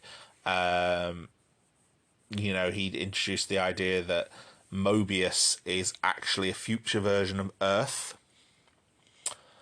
And these aliens called the Zorda that look like giant brains with a whole load of tentacles and like a single eye. Had arrived on Earth in like the early 22nd century, and the Zorda ambassador had been sort of captured by humans and dissected. And so infuriated by this, the Zorda had gene bombed the whole planet. And this had basically destroyed all life on the planet, reduced it to kind of a soup, where all the genetics recombined with the gene bombs and the chaos radiation that had been unleashed by these bombs, which is what created the Chaos Emeralds. And essentially, all life on Mobius had risen out of this primordial ooze. And this is why there was no humans left, and this is also why Station Square was underground. It was like a last vestige of the original humanity that had hidden after, before the Zorda bombing. And so, yeah, Overlanders and Mobians actually share genetics, and all the Mobians, despite looking like different animal species, like echidnas, hedgehogs, foxes, chipmunks, rabbits, walruses, whatever, were all actually, they all shared genetics. They were all more similar than they were apart, and this is why they all had humanoid elements. And yeah, this was a lot, and it was basically meant that the universe of Mobius is a future Earth timeline taking place in about 3,200 and something, 3,220 odd, is when the series takes place, I think. And it's such a bizarre idea, but I love it. And so after the Sonic Adventure adaptation and the Sonic Adventure 2 adaptation, we then had a whole load of Overlanders come back to Earth. Back to Mobius, sorry. They'd left Overland after the War of Acorn. The war with the Kingdom of Acorn. And they were led by Colin Kintobor, who was Julian's brother and Snively's father. Snively had gone back to work for Eggman by this point, as Robo-Robotnik was now known, because he was still Robotnik. They never really called him Robo-Robotnik after his first story. He was just Robotnik. But then also they started to lean on the name Eggman because that had been more commonly used in the games at that point. But he was still definitely Robotnik. He managed to bring Colin and all the Overlanders into his city, which sort of protected him a bit more. His city was now Megapolis, because I think Mobotropolis had been destroyed. If I remember rightly, I think it got nuked. Nate Morgan had come back and had been a member of the Freedom Fighters for a while. Nate Morgan then got roboticized by Julian, Robotnik. Mobotropolis had been destroyed and its energy was kind of trapped under a dome shield so that the nuclear fallout didn't spread out into the surrounding area. But that had also destroyed the source of all, apparently, which was the source of a lot of power for the Kingdom of Acorn. And so there were two relics that were left, which were the Sword of Acorn and the Crown of Acorn, which were both made of the source. There were so many plot lines going on. So many of them were so involved. And throughout all this, Chaos Knuckles was around, because Ken Penders just focused on his Chaos Knuckles arc. And Chaos Knuckles' arc came to an end when Mammoth Mogul broke out of the Master Emerald, because the Master Emerald had been formed by this point, broke out of the Master Emerald, siphoned as much energy as he could from Knuckles again. He'd done this with Enerjack before, now he was doing it to Chaos Knuckles, fought Chaos Knuckles,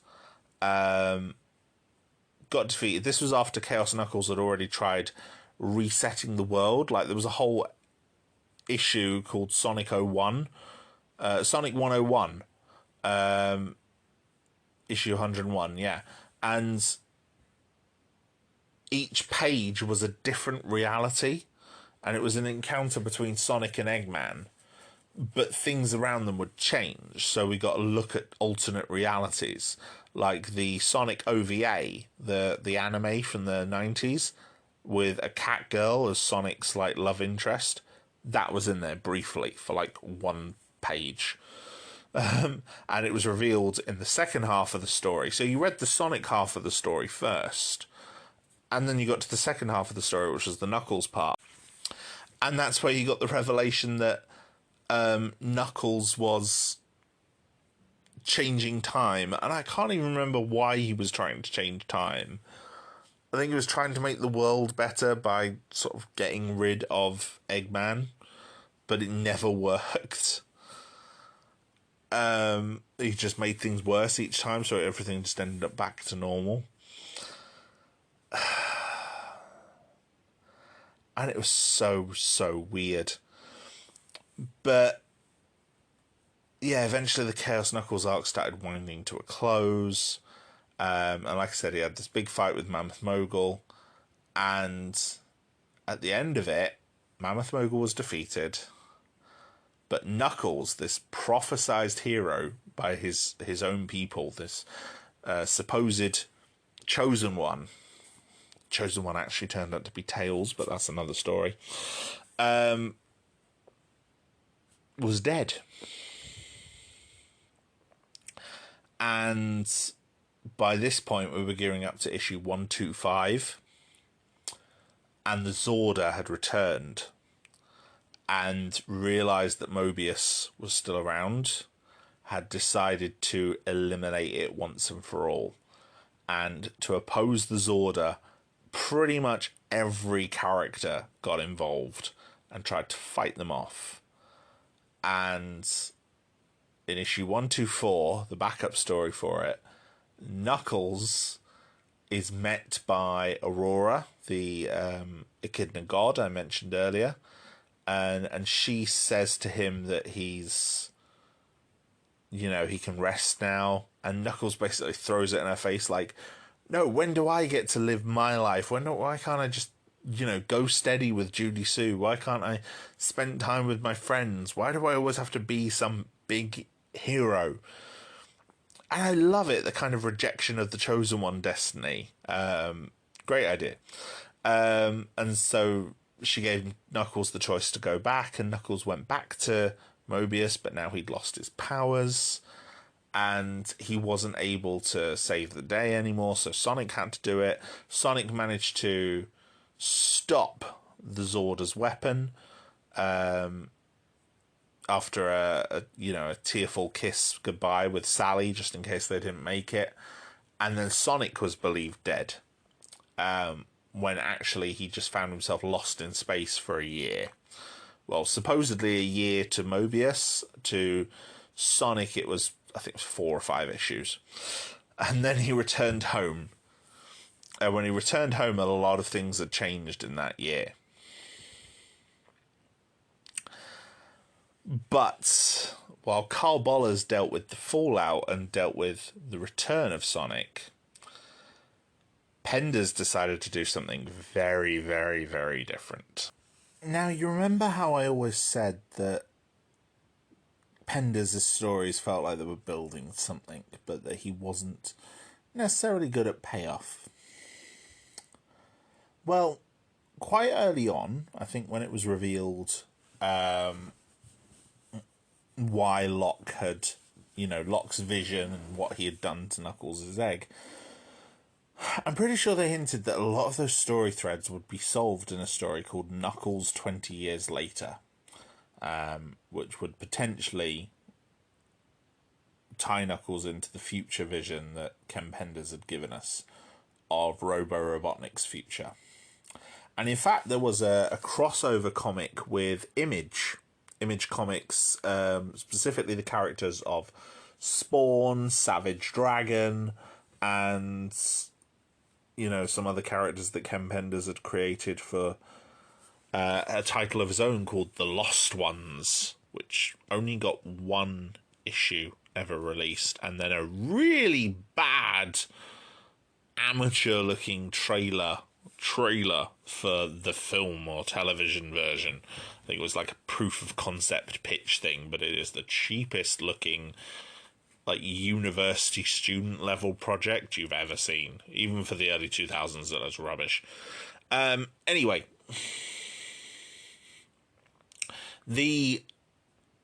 so the idea was that we were building to a story called Knuckles 20 Years Later, which would show where this whole concept was going. That story got delayed and delayed as Penders kept going off on tangents, and when it eventually made its way to the title, it was called Mobius 25 Years Later. In Mobius 25 Years Later, Knuckles was married to Julie-Su. They had a daughter called Lara-Su. Lara-Su was the next in line to be the Guardian. Sonic and Sally were married. They had children called Sonia and Manic, which was a nice reference to the other cartoon series Sonic Underground. And Robotnik had been defeated years ago in a big final battle. The Image comic actually hinted that the villain of that comic, who was called Dr. Droid, would actually be the villain that Knuckles fought. In fact, he hinted at the end of that comic that he would see Knuckles again in the future. But obviously that never happened. Knuckles was missing an eye at this point. I think, as well, most of the society was based in Echidnopolis on Angel Island. I think that's now where Sally and Sonic ruled from as well. And yeah, it was just... It introduces in its first issue the idea that the universe is breaking. Like, Rota has investigated with his partner, Kobar, that an echidna called Kobar, that the universe is breaking. And they can't go back in time to fix it. So then what proceeds to happen across the backup stories for the next dozen or so issues is meandering plots as Lara-Su gets revealed at a public debutante ball where she encounters the children of some of Knuckles' friends, like Salma the chameleon and Argyle the crocodile. We see Sally and Julie-Su talking in swimsuits while celebrating on vacation. We see Knuckles cook. We have a nice, one admittedly quite well-written story where Knuckles addresses the death of his father, Locke, several years prior, inspired by Ken Penders' own interactions with his father, who had died of cancer, I believe. But the issues just meandered. It painted this very, very twee future where everything was kind of perfect. There was no real threat except for the fact the universe was breaking, but no one was doing anything about it except Rota. And then towards the final few issues of Mobius 25 Years Later, all of a sudden Rota comes to his friends and tells them that the universe is breaking, and his solution is to send Sonic back in time. So with Sonic, Tails, and Knuckles' help, they send Sonic back in time to fix everything. And supposedly it does. And then the story just ends. That's it. That was the whole series we'd been waiting this entire time for. And it was really not worth the wait. It was terrible. I hate Mobius 25 Years Later. I think it is a waste of fucking time. And I don't often swear on this podcast. That just tells you how passionate I am about this. It is a waste of time. It's awful.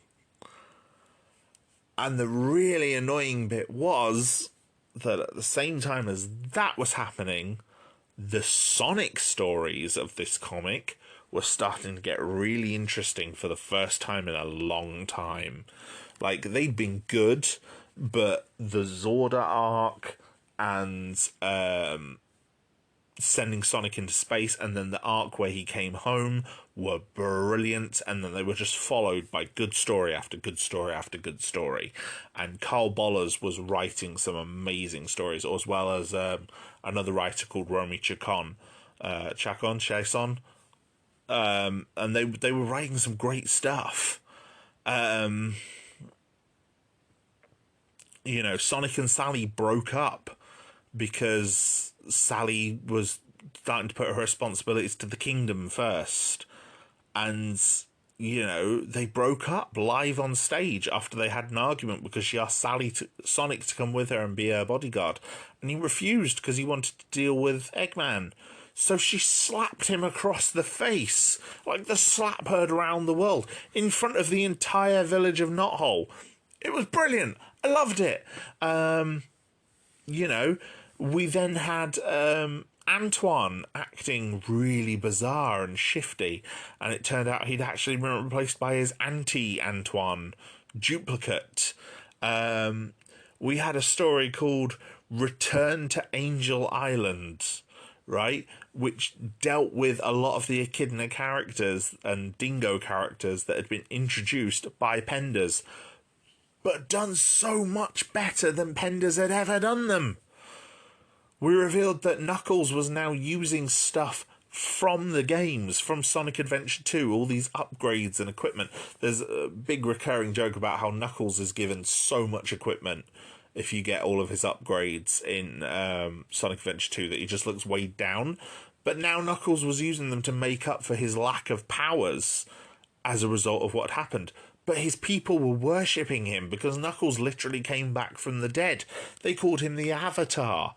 His mother, Lara Lee, with her new husband, Windmaker, had a new child who was called Kneecapian Mace. So they nicknamed him Kneecaps, which led to this great panel where Sonic and the Chaotix laugh their asses off about it. And then Knuckles turns around and goes, "What's so funny?" And they all do the cartoon whistling thing with this gorgeous art by John Gray. And yeah, the Dingoes had basically taken over, destroyed Echidnopolis. The Echidnas were all on the run. And the Dark Legion had stepped in to save them with a brand new Kragok. No idea who he was at this point. But yeah, a brand new Kragok and Leendar leading two different factions of the Dark Legion who were both trying to protect the people but were also kind of at war with each other. So they were both fighting the Dingoes but also fighting each other. And then the introduction of a great new Echidna villain called Dr. Finitvis, who was albino. So he was this white Echidna with dark black eyes and seemed very shifty and had knowledge of chaos magic.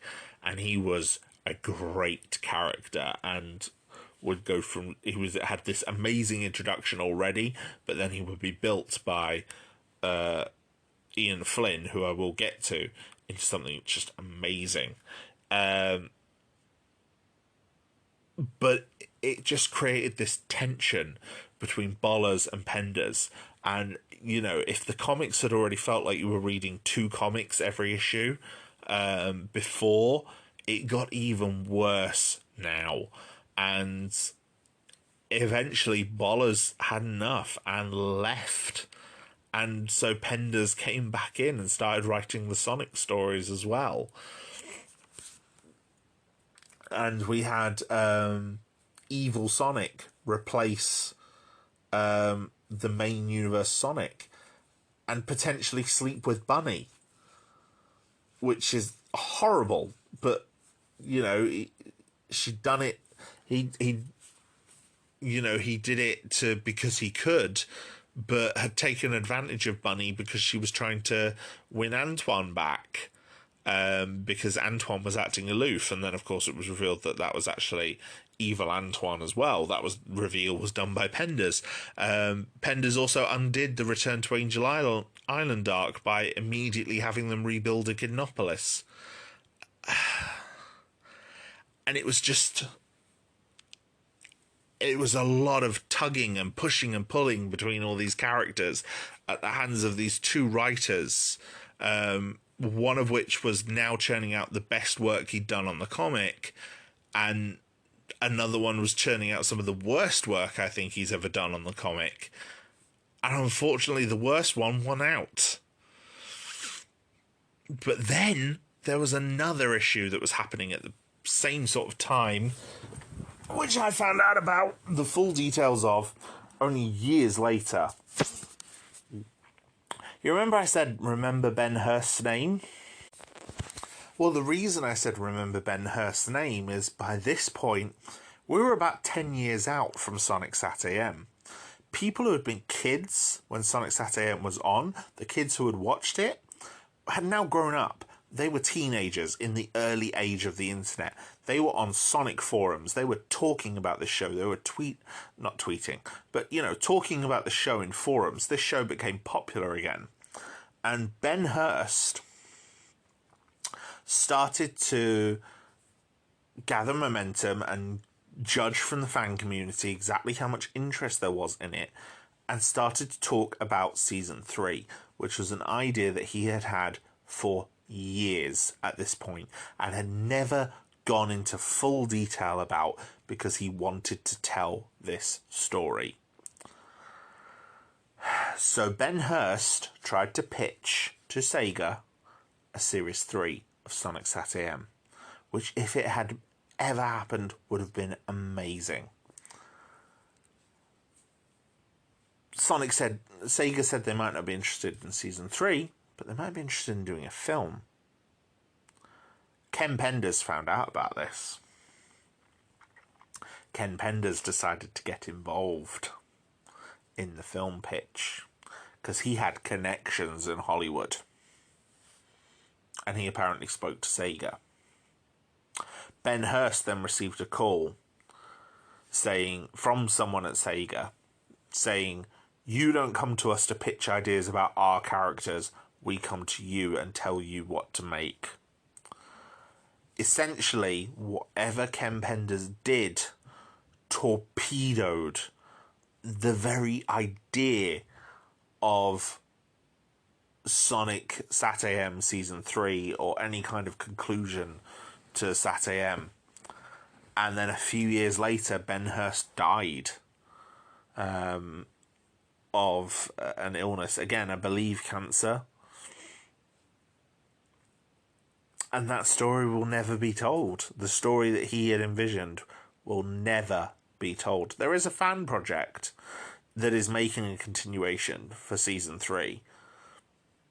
But it's not the idea that Ben Hurst had. It's inspired by the bits of his idea that he did talk about. And it's a shame. And then Penders started with his own pitch. He formed a movie studio and he called it Floating Island Productions. And he pitched his own Sonic idea where the planet Mobius is an alien planet and human astronauts have been there and found out.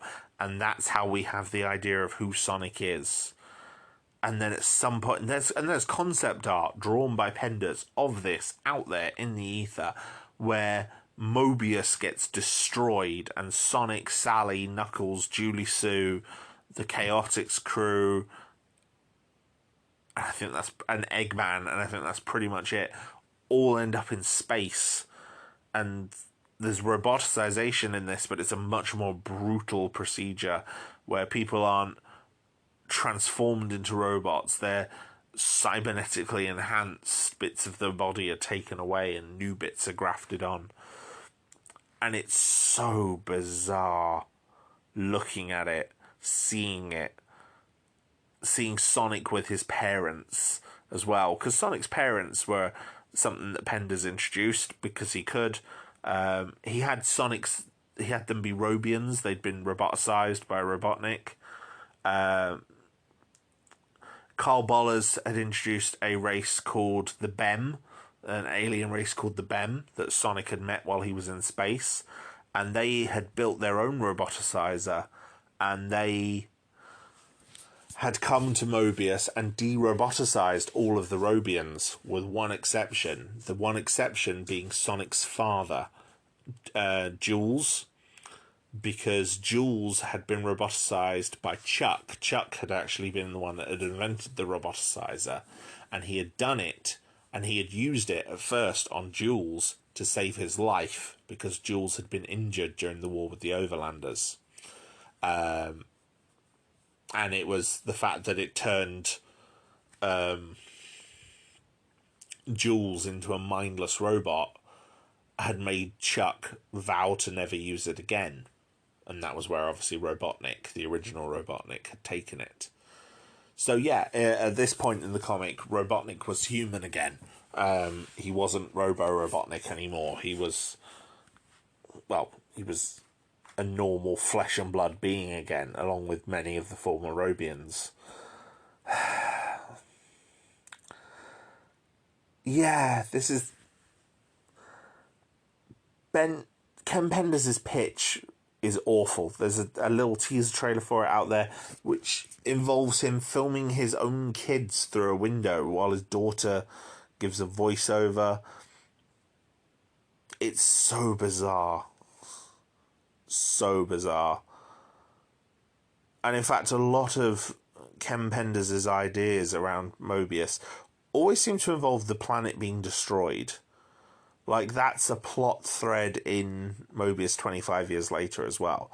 Like, the effects of whatever's going on are going to destroy the planet.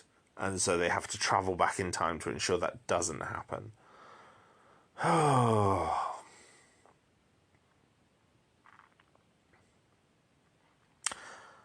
Fortunately, Archie decided to rebrand the Sonic comics, probably spurred on by Sega, because by now we were approaching 2006. 2006 was the 15th anniversary of Sonic the Hedgehog. And while it's the 15th anniversary is most famous for two of the worst games in the Sega franchise, in the Sonic franchise, sorry, I should say, they led to an amazing reinvention of the comic book, where a new writer who had grown in fan communities for writing his own fan comic called Other M, which is quite dark, actually. I have read Other M. It's unfinished, but it is quite dark. It's an alternate universe where Knuckles is evil and runs like a more visually fascist rule of Mobius, and Sonic is part of a group of freedom fighters that opposes him, but Sonic isn't the leader of these freedom fighters, and I don't think Sally is part of them either. In fact, they're led by a minor character from the games who hadn't appeared in the comics at this point, called Bean. Bean the Dynamite Duck. But yeah, his own comic is a bit bizarre. It's a bit weird, but it is good. You can find it online. It's probably worth a read. But his run on Sonic started with a bang, and it was so good. At this point in the comic, evil Sonic had run off after being exposed. Sonic had a new girlfriend called Fiona Fox, who, as a child, Tails had dealt with a robot duplicate of Fiona. Remember how I said he could make robot duplicates that were almost identical to real Mobians? He'd done that with Fiona to try and trap Tails.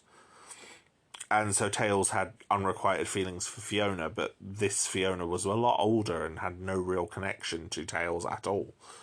And Sally and the others were all back to normal and kind of friends. Evil Sonic was on the on Angel Island. Knuckles was down on the planet because he'd refused to return at the end of to Angel Island. And so Locke had been remaining as the guardian of the Master Emerald. And all the other Brotherhood of Guardians had disappeared. And we had no idea where they went. They had just vanished. So Locke was the last guardian. He was the one guarding the Master Emerald.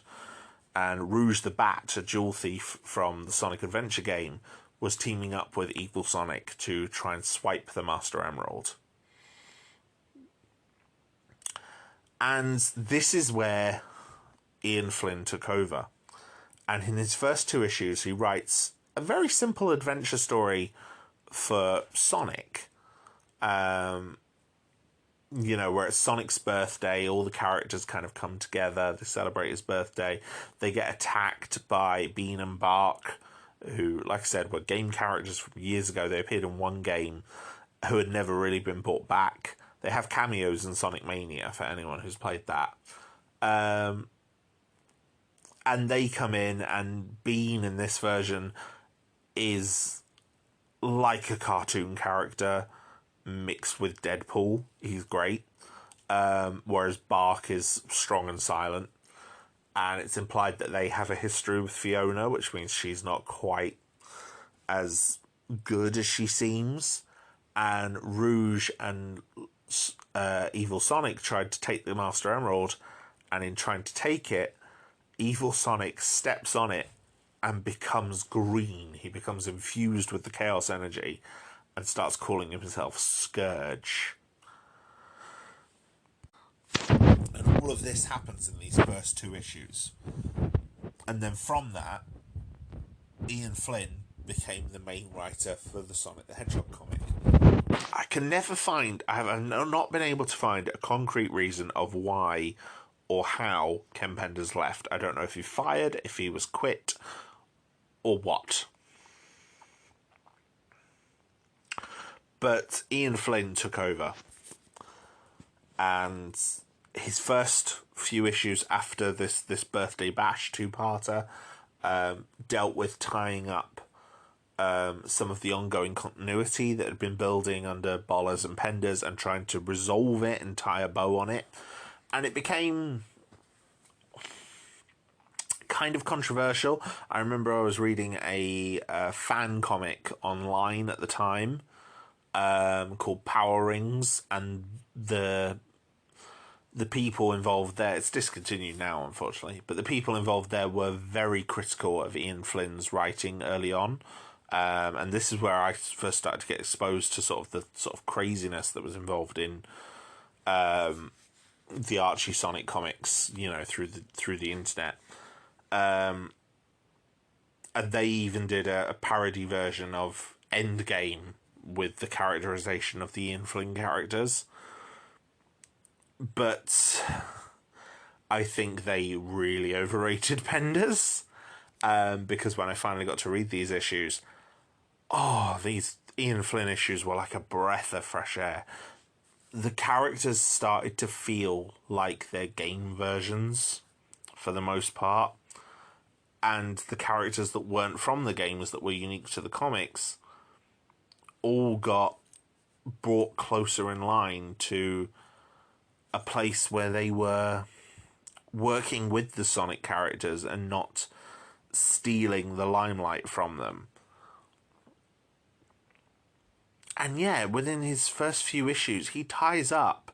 Like, he starts with issue 160. By issue 174, he's dealt with the Crown and Sword of Acorns. He's brought back Mammoth Mogul and Ixis Norgus, but then also put them in prison. He's combined all of the multiple Chaos Emeralds from across the universe into the 7 Chaos Emeralds from the games. He has turned Evil Sonic into a character all of his own called Scourge, and had Scourge team up with Fiona Fox, who it was revealed that Fiona had fallen in love with Evil Sonic when he was posing as Sonic. So she was actually in love with Scourge, not Sonic, and she'd been trying to sort of force the relationship with Sonic. So yeah, Fiona ran off with Scourge, and then both of them ended up working under Dr. Finitvis, who had something planned involving the Master Emerald and involving Enerjack. I'll come back to that in a bit. And, you know, he dealt with all of this and even married Antoine and Bunny, which is something that had been building for ages and ages. He did all this by issue 174.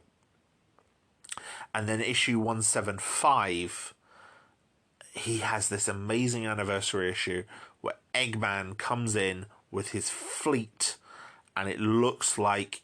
Oh, and it had Snively go back to Eggman, because Snively had, again, joined the Freedom Fighters at this point and kind of reformed. Snively went back to Eggman and betrayed them all. And, yes, he brought all this in. And, you know, he was backed by a new artist who had come on board the same time as him, called Tracy Yardley. Tracy Yardley's art pops when he draws the Sonic characters. He's probably one of my favourite artists on the book ever. And again, like Ian Flynn, stayed for a long time up towards the final issues at Archie. You know, his art when drawing the Sonic characters, he makes them all look like the more famous depictions of the Sonic characters in the modern era, which are the sort of redesigns that they took on in the Adventure era, where they look like the Yuji Uekawa drawings. And yeah, he does a brilliant job at the art. But yeah, so Eggman invades in issue 175, destroys Knothole, makes it look like he's killed everyone except for Sonic, Tails, Knuckles, Amy, and Nicole. But then Nicole finds out that no, they haven't been killed. They've been teleported to Eggman's city, Megapolis, where he has something called the Egg Grape Chamber. And they're all prisoners inside these egg grapes. Previously, a lot of Echidna characters had been put into the grapes, a lot of the Dark Legion characters, and it was thought maybe that might be where the Brotherhood had gone, but no, that's not the case. And the egg grapes essentially drained life force to power Eggman's armies. And the heroes went back and saved them. And then they all escaped from Megapolis. Eggman's powerful battle armor that he designed to withstand everything Sonic could throw at him, you know, got beaten because now Sonic had all of his friends by his side. You know, Knuckles, Tails, the Chaotix, the Freedom Fighters, they tore that armor to shreds, while Sonic just sort of stood back and watched. And Eggman's own nanite city, this artificial city built by nanites that he'd created, got captured by the heroes, and they turned it into New Mobotropolis, and Nicole was able to interact with all of the nanites and give herself a real body as like a Lynx character. And yeah, it was great. It was like Ian Flynn got permission from Sega to have Sonic lose to Robotnik, and Sega said yes, you can, provided Sonic wins in the next episode, the next issue, which he did. Sonic 175 to 177 is a great 3-part story arc just called Eggman Empire, and it's so good. It's so good. Like, you could start from his original issue, which is 160, but at the very least, start from 175. You know, if you don't want to deal with all that tying up of the Penders continuity, just start there, because that's where the series gets good, and it stays good until it ends, as far as I'm concerned. And yeah, Penders kept writing. They bought a second series out that tied into the Sonic X series that was on TV at the time. They then bought a third series out called Sonic Universe, which told like self-contained 4-part storylines featuring a Sega character as well as some of the other characters. So, for example, in the first arc, Tails takes Bunny and Antoine on their honeymoon in his submarine, and while they're on an island for their honeymoon, Tails gets caught up in a plot that adapts one of the old Game Gear games that Tails was a central figure in, called Tails Adventure. It's great, it's lovely, it's beautiful and charming, and these comics are so good. Ian Flynn just got these characters, got what made them tick, and wrote brilliant story after brilliant story. I have read some of these with my youngest. He loves them. I read them all in the space of a few months. I started with issue 160 and I just devoured them. When I previously read everything pre-Ian Flynn, it took a while. But the Ian Flynn stuff I read really quickly because it's so good.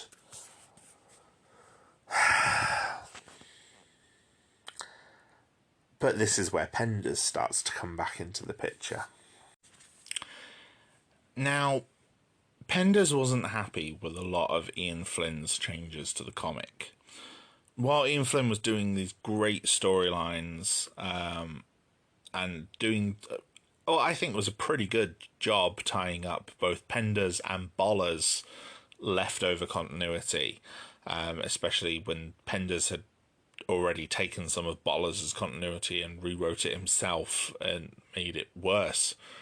Flynn did a really good job of trying to tie all that together, as far as I'm concerned. But Penders didn't see it that way. One of the things that, Penders complained quite vociferously about was the 25 years later timeline.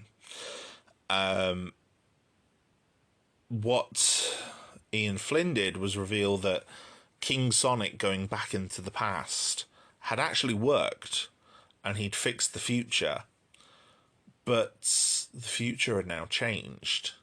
Now Shadow the Hedgehog was the king. He was the one married to Sally. They had no children.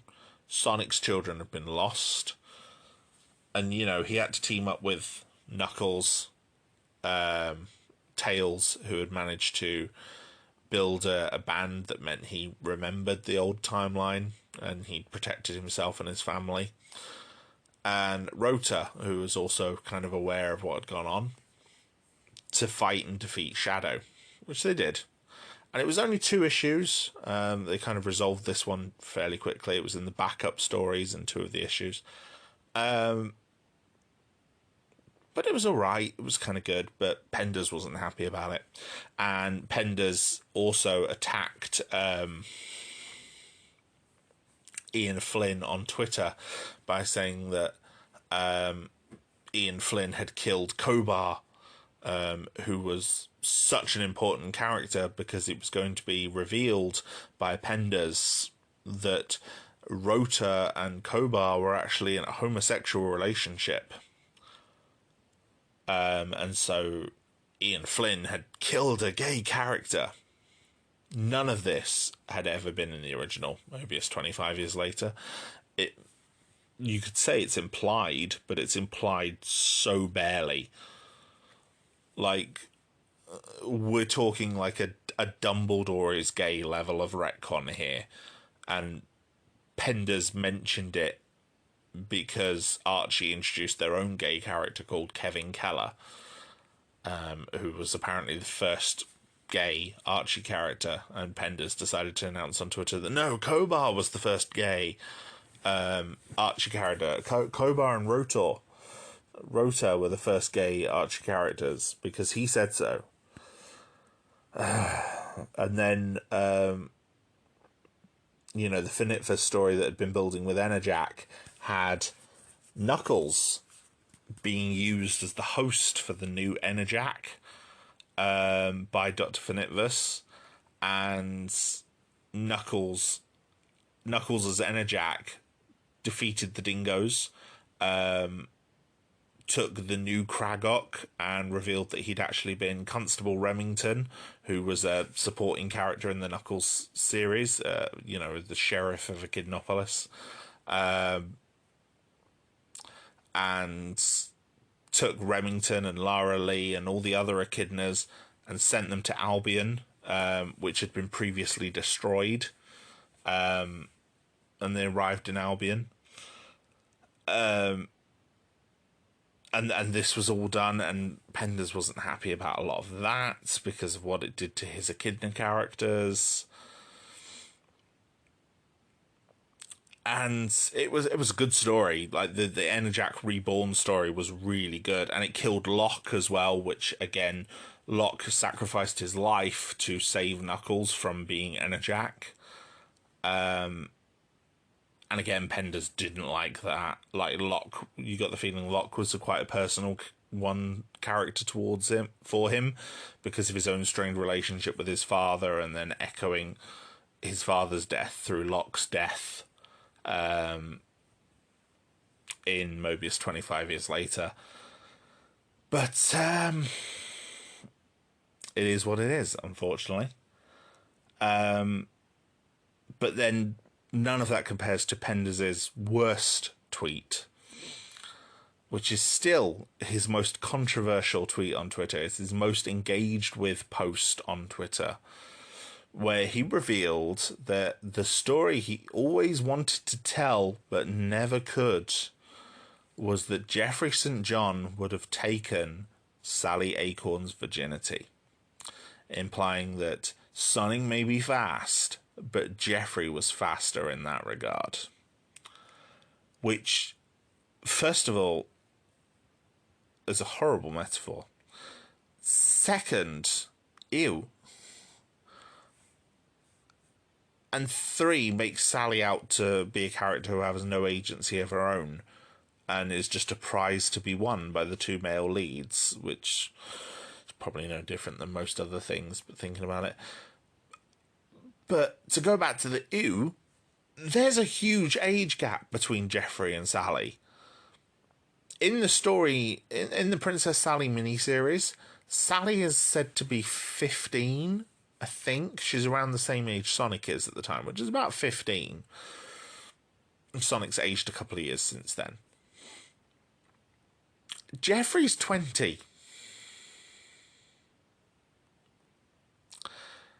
That's a minor and an adult. That's wrong. That's paedophilia. That's really messed up. And it's really messed up. I don't like it.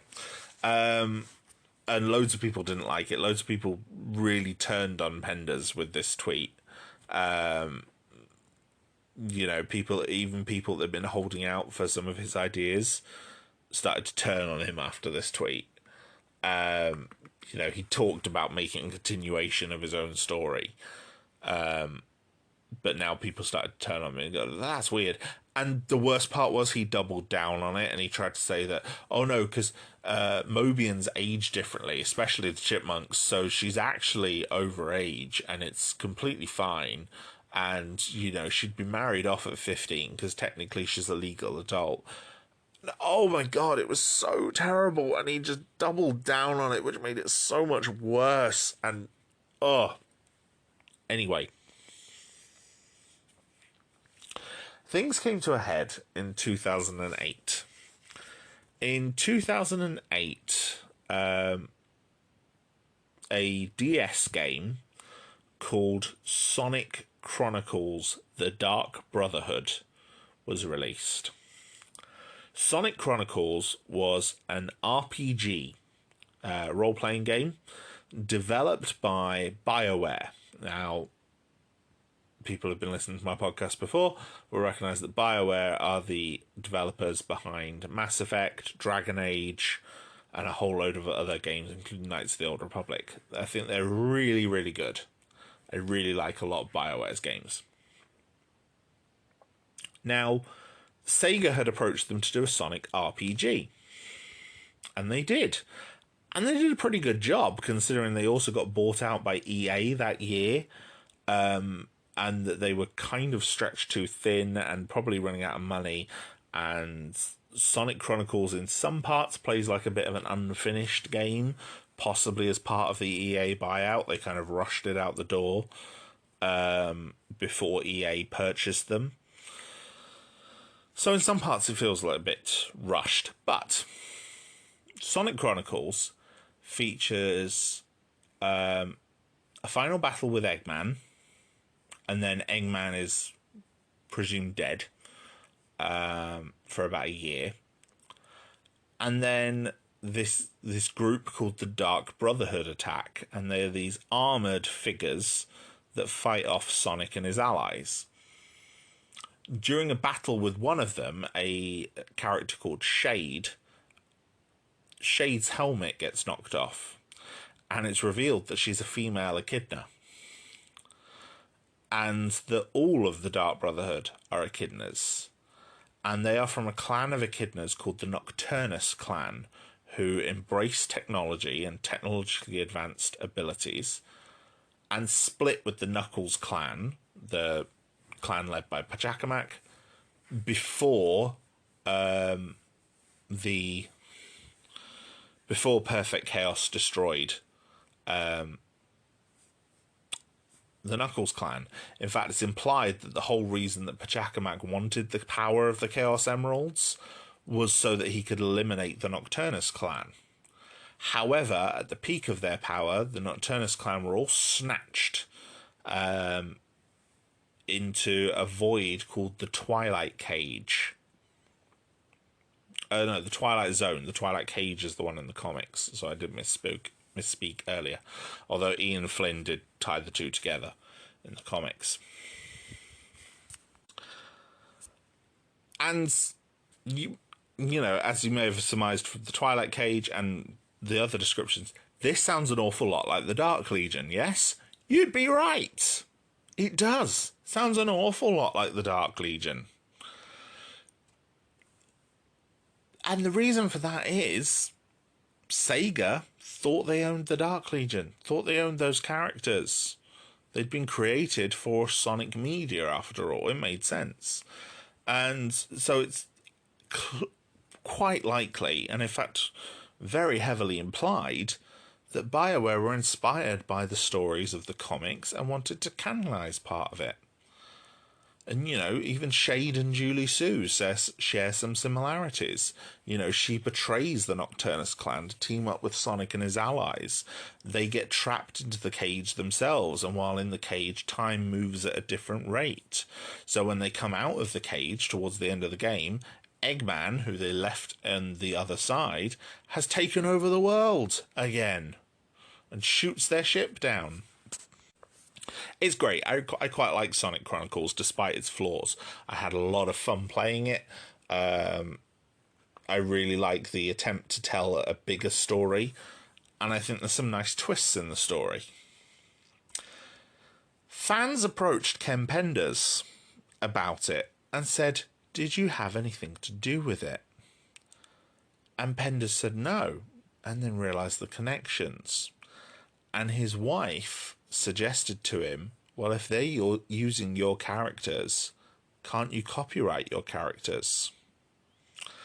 And so that's exactly what Ken Penders did. He filed for copyright on a whole load of the Echidna characters that he had created, who, bear in mind, are all just reskins of, or, you know, Knuckles. They're Knuckles with bits on, or Knuckles in a different colour. But, you know, he copyrighted as many as he could. He copyrighted Julie Sue, he copied Lara-Su, Locke, Kragok, Leondar, Enerjack.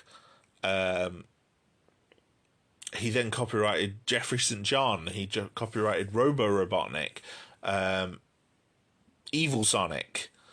Well, Scourge, I think he actually tried to copyright, because while the change from Evil Sonic to Scourge happened under Ian Flynn, arguably Ken Penders created the character that became the Scourge, so he tried to say he created Evil Sonic, and he trademarked Evil Sonic.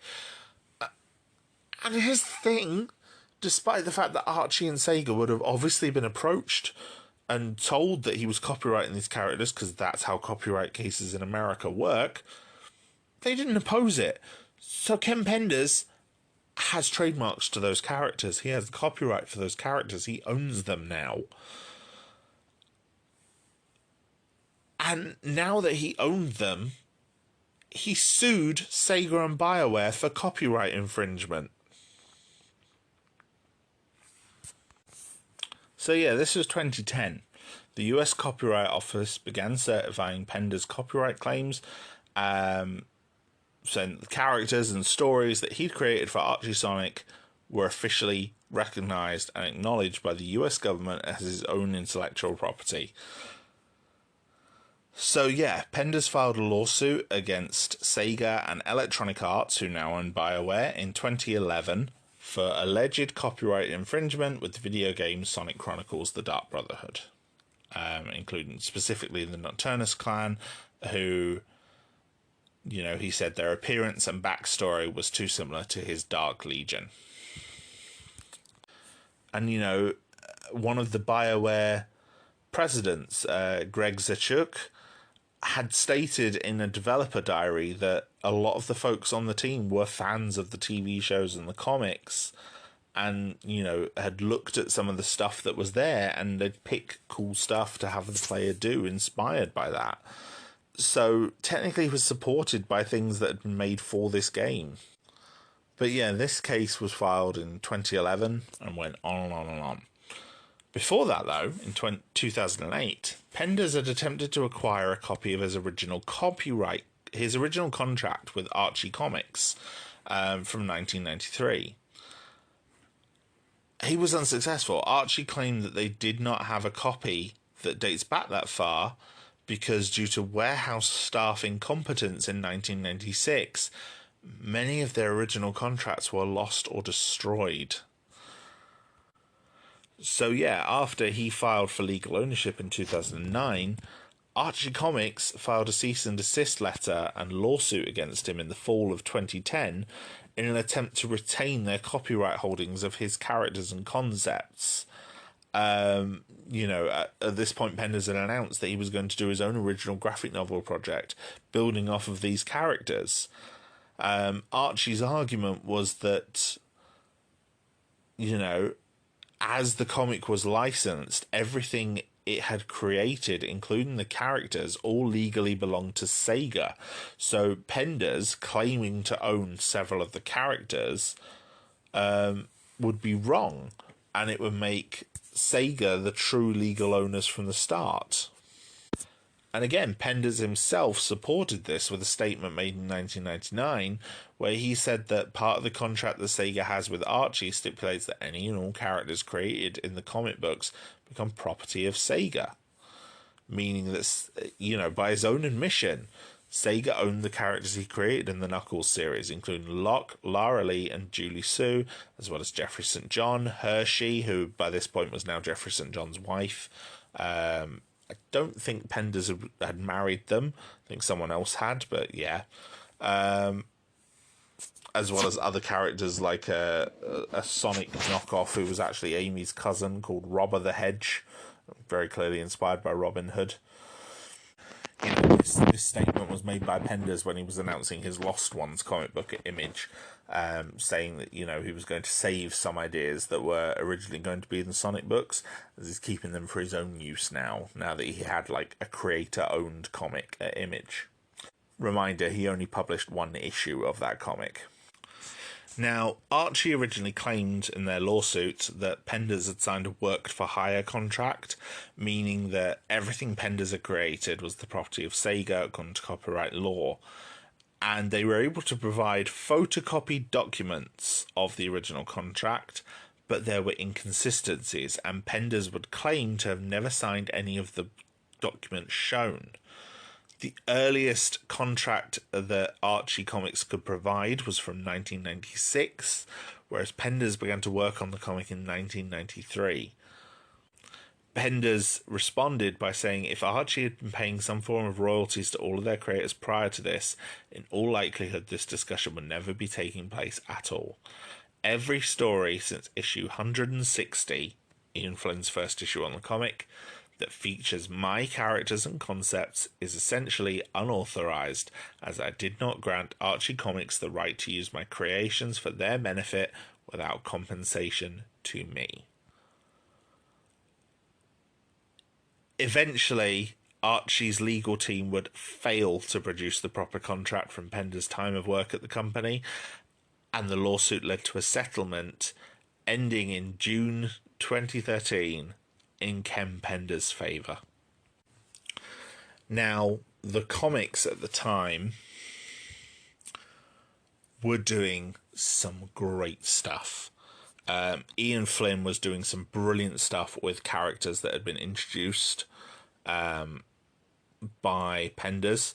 He had brought back Jeffrey St. John and actually had Jeffrey St. John as a traitor this time. He had implied that Hershey had died on a mission. Her and Jeffrey were spies after all. Jeffrey had become a wizard ensnared under Ixis Naugus, who had returned and, due to an old pact he'd made with Max, had taken over the kingdom, and said that Sally's brother, who was the current king, ruling with a ruling council, was illegitimate. And yeah, there were some great ideas going on in the comics at this point. Archie was also steadily and slowly reprinting a lot of the early issues of the comic, as well as Ian Flynn's current run. The Knuckles comics were starting to get reprinted. So yeah, there was a lot of good stuff going on. The Archie comics had never really been reprinted in kind of a graphic novel format. This was something that was slowly taking place. Archie were never very good at this sort of stuff with graphic novel reprints. But yeah, all of a sudden, in late 2012, during a story arc called Endangered Species, which had clearly already had parts of it written and edited very late into production, just before it went on shelves. Endangered Species was a story arc focusing on the last echidnas, the echidna characters. So Knuckles, Julie Sue, Remington, Lara Lee, Leander. And in Endangered Species, all of these characters disappeared because all of a sudden Archie and Sega, well, specifically Sega, I think, decided that Archie could no longer reference Ken Penders' characters. The Sonic Universe issues at the time also featured the Chaotix crew interacting with a lot of the Mercian characters, which were the characters in Albion, like Robber the Hedge, who I mentioned briefly earlier. And so they had to be changed as well at the last minute with an XP now called Bo Sparrow, who was, again, very, very similar. Because Robber the Hedge had married an echidna called Marianne. So yeah, now he had to be removed as well as his wife, and they were replaced with a Bo Sparrow and Thorn the Lop, who essentially filled the exact same role in the story. It was bad. So, dialogue balloons were edited really late into production with, handwritten text, and you could tell, this was done in a rush to meet production deadlines. And, it was because these characters written by Penders were both so heavily involved in these ongoing storylines, you could see the sudden rewrites, mid-sentence rewrites. Large parts of the end of the Endangered Species arc, so issue 245 and 246, were almost entirely rewritten to remove dozens of characters from what had been advertised as a Knuckles-centric story. And now it was focusing more on Sonic and his other heroes. Because at this point in the comic, after the previous anniversary issue, which was 225, Eggman had come back and he'd built a new Death Egg. And using this Death Egg, he'd been travelling around the planet. Hang on. 225 actually introduced an anniversary story called Genesis, because it was also around the same time as a big Sonic anniversary. So what Genesis did was Eggman created something called the Super Genesis Wave, where he used the power of the Death Egg, the power of the Chaos Emeralds, to try and rewrite the world. And what he actually did was turn it back to a classic world for 4 issues, where we had this anniversary story showing Sonic meeting all of the freedom fighters in this new rebuilt world, because it had rewritten reality. When everything returned back to normal, Robotnik revealed that he'd actually found a way to reverse roboticization, so that he could, because the BEM, when they de-roboticized everyone, had kind of protected them so that anyone who'd been roboticized could never be roboticized again. And Eggman had undone that. So what Eggman had done, he teamed up with the Dark Legion in the meantime, and he had Dark Egg Legion chapters all over the world, which were cyborgs styled after the Dark Legion, and they were all like Leendar was one of his lieutenants, and she had like a bomb in her head that would blow up if she disobeyed him, as most of Eggman's army did. But this was going to bring back roboticization, and in issue 231, at the end of the Genesis arc, he roboticizes Sally, and so now Eggman's top enforcer is a roboticized Sally Acorn, and this was all building up to issue 250, where we were expecting that after Endangered Species, everything would come back, and we were going to get Sally back. But then everything changed, because as a result of these Penders lawsuits, none of the Penders characters could be used. None of the Penders reprints could happen either. And so there had to be a completely new way of getting rid of all these characters. So Archie went back to the Super Genesis Wave. They were about to do a crossover story with a Mega Man comic that Ian Flynn was also writing, which is, again, quite good. I'm not a huge fan of Mega Man. I've never really played many of the Mega Man games. Love the Mega Man comic. Really well done. And that had been retelling the story of those early Mega Man games in order, through 4-issue arcs. So every 4 issues, a new story arc in a similar way to Sonic Universe. Now, they had a crossover called Worlds Collide, which I believe I have spoken about before on this podcast. Worlds Collide is one of my favourite comic book crossovers, because it brings together all of the good stuff from both of those titles and gives everything a chance to shine. And it's very, very new reader friendly and features some of the best action I think I've ever seen in a comic book. So much fun. And at the end of Worlds Collide, when everything went back to normal, Super Sonic was fixing the universe, and Eggman interrupted him. Because Eggman and Dr. Wily had reprogrammed the world with their new Super Genesis Wave. And this Super Genesis Wave, powered by all 7 of the Chaos Emeralds, as opposed to just 1, which had powered the previous Genesis Wave, damaged the entire universe. So when Sonic and his heroes returned, all of the characters who hadn't been created by Ian Flynn or been part of the original Sonic Sat AM series or another cartoon series which was more clearly owned by Sega. You know, if they'd been created by a previous writer on the Archie comics, they were gone. Wiped from the comic. And as a reader, it was quite heartbreaking. A lot of those stories would never get any conclusion. You know, the story of Jeffrey being used by Norgus would never get a conclusion. Finding out what happened to Hershey would never happen. Finding out what happened to Julie Sue and the Echidnas would never happen. You know, rescuing the Brotherhood of Guardians that Finitvis had put into, you know, the Twilight Cage would never happen. Even bringing Finitvis back would never happen. Scourge, never happen. All of them were gone. And not just them, other characters as well. Mammoth Mogul, Mina Mongoose, who was a love interest for Sonic that had been created by Carl Bollers. They were all gone as well.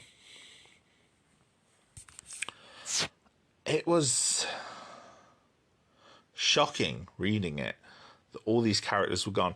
And it interrupted the reprints as well. The reprints stopped. You know, the original Sonic the Hedgehog comics have not been reprinted in their entirety by Archie. You know, they're reprinted up to a certain point when the lawsuit hit, and then they're gone. The Knuckles series was never fully reprinted. And I think the main series has got up to just about issue 75 before its reprints were pulled. Yeah. Sucks. In terms of like comic preservation, that sucks. I know the internet is around and all these things exist online if you know where to look, but yeah, it sucks. Now, to his credit, Ian Flynn rolled really well with the punches that the lawsuits gave to the comic. In fact, the post-Worlds Collide, post-New Super Genesis Wave universe of the Sonic comics is incredible. And while it took a little while to build, by the time it was done, what Ian Flynn had crafted there was a world that was as rich and as deep as the previous one, if not more so.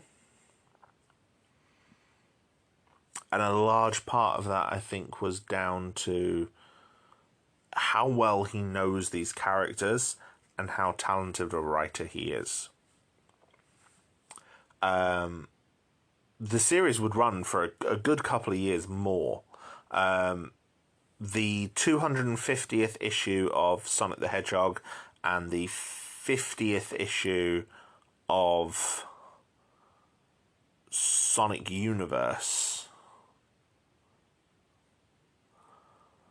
both took place around the Worlds Collide crossover. I think the 50th issue of Sonic Universe took place just before, and the 250th issue took place during. The first issue of the new continuity was Sonic the Hedgehog 252. Now, the comic ran for several more years after that. By the time it finished, I think we're on issue 94 of Sonic Universe and issue 29 something of Sonic the Hedgehog. And so yeah, you had about 80 issues of story left, plus the Mega Man series, which had its own 25th issue during the Worlds Collide crossover and ran until issue 55.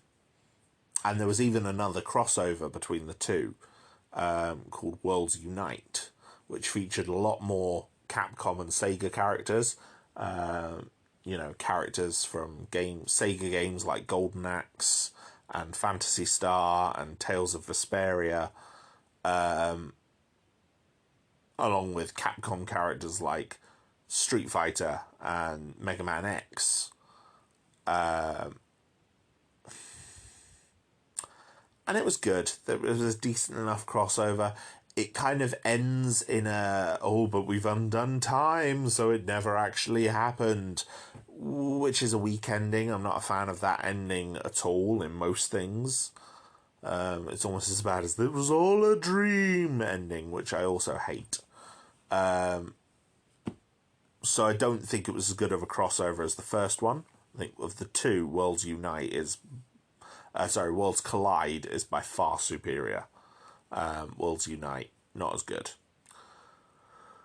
But that only interrupted about 3 issues of each title. So, yeah, you've still got about 80 issues of good quality Sonic storyline there that adapted, for the most part, the Sonic Unleashed game, which launched in 2008, so it was a relatively recent game at the time, where the planet breaks apart, but everyone's still alive, and Sonic basically goes around the world trying to gather the Chaos Emeralds to fix it. But at night, he turns into a werehog. It's a bizarre game, a very underrated game. I really like it.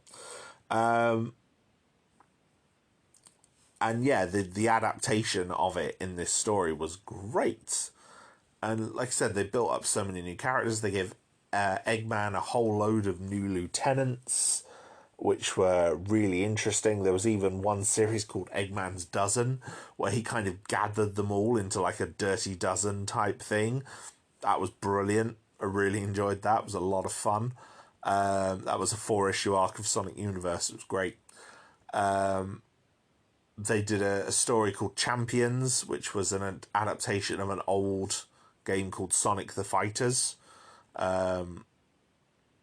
which is essentially a Sonic beat-em-up that came out in the 90s, which is very bizarre to play, but in this they were competing to win a Chaos Emerald.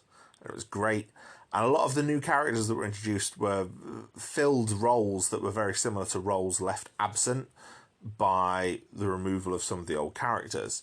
So, for example, they brought in a character called Breezy, Breezy the Hedgehog. She appeared in an episode of Adventures with Sonic the Hedgehog, where she was a robot that Sonic fell in love with.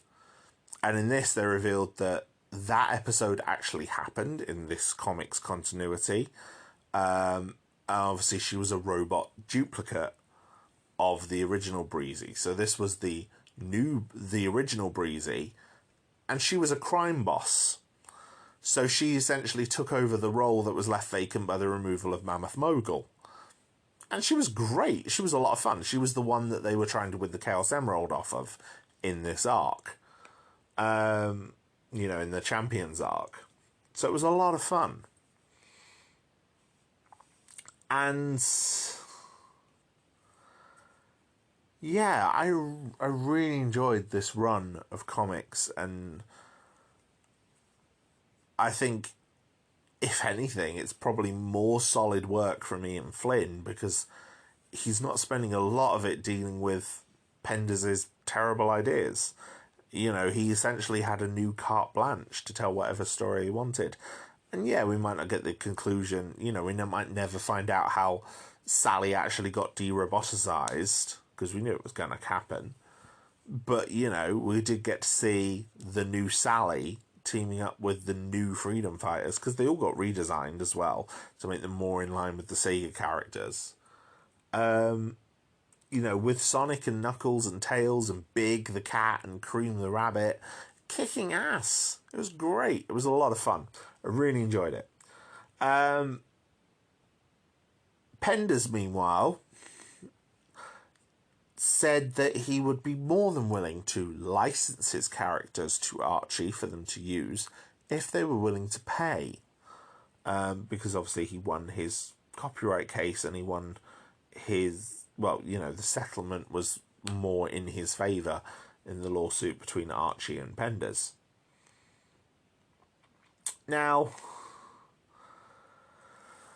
his lawsuit against Sega and EA bounced in and out of the courts a few times. There was the statute of limitations is a thing in America, which means you can only be sort of I can never remember how it is. It's like you're only vulnerable to however many cases at once, I think, or you can only be tried for so much so often.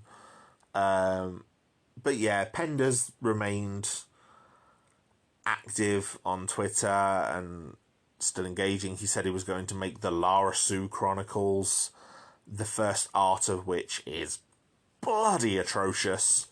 The echidnas, although they're now called... It's still echidna, but it's just spelt in a really weird, bizarre way.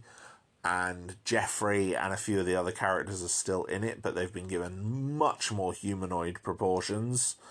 And there's also a black astronaut who is essentially a traced face of Anthony Mackie in a spacesuit, which is so bizarre. And in the new Lara-Su Chronicles, Canucks, the echidna, who is Knuckles, is going to be killed off, I think, and Mobius is going to be destroyed. Yeah, it's so bizarre. So bizarre.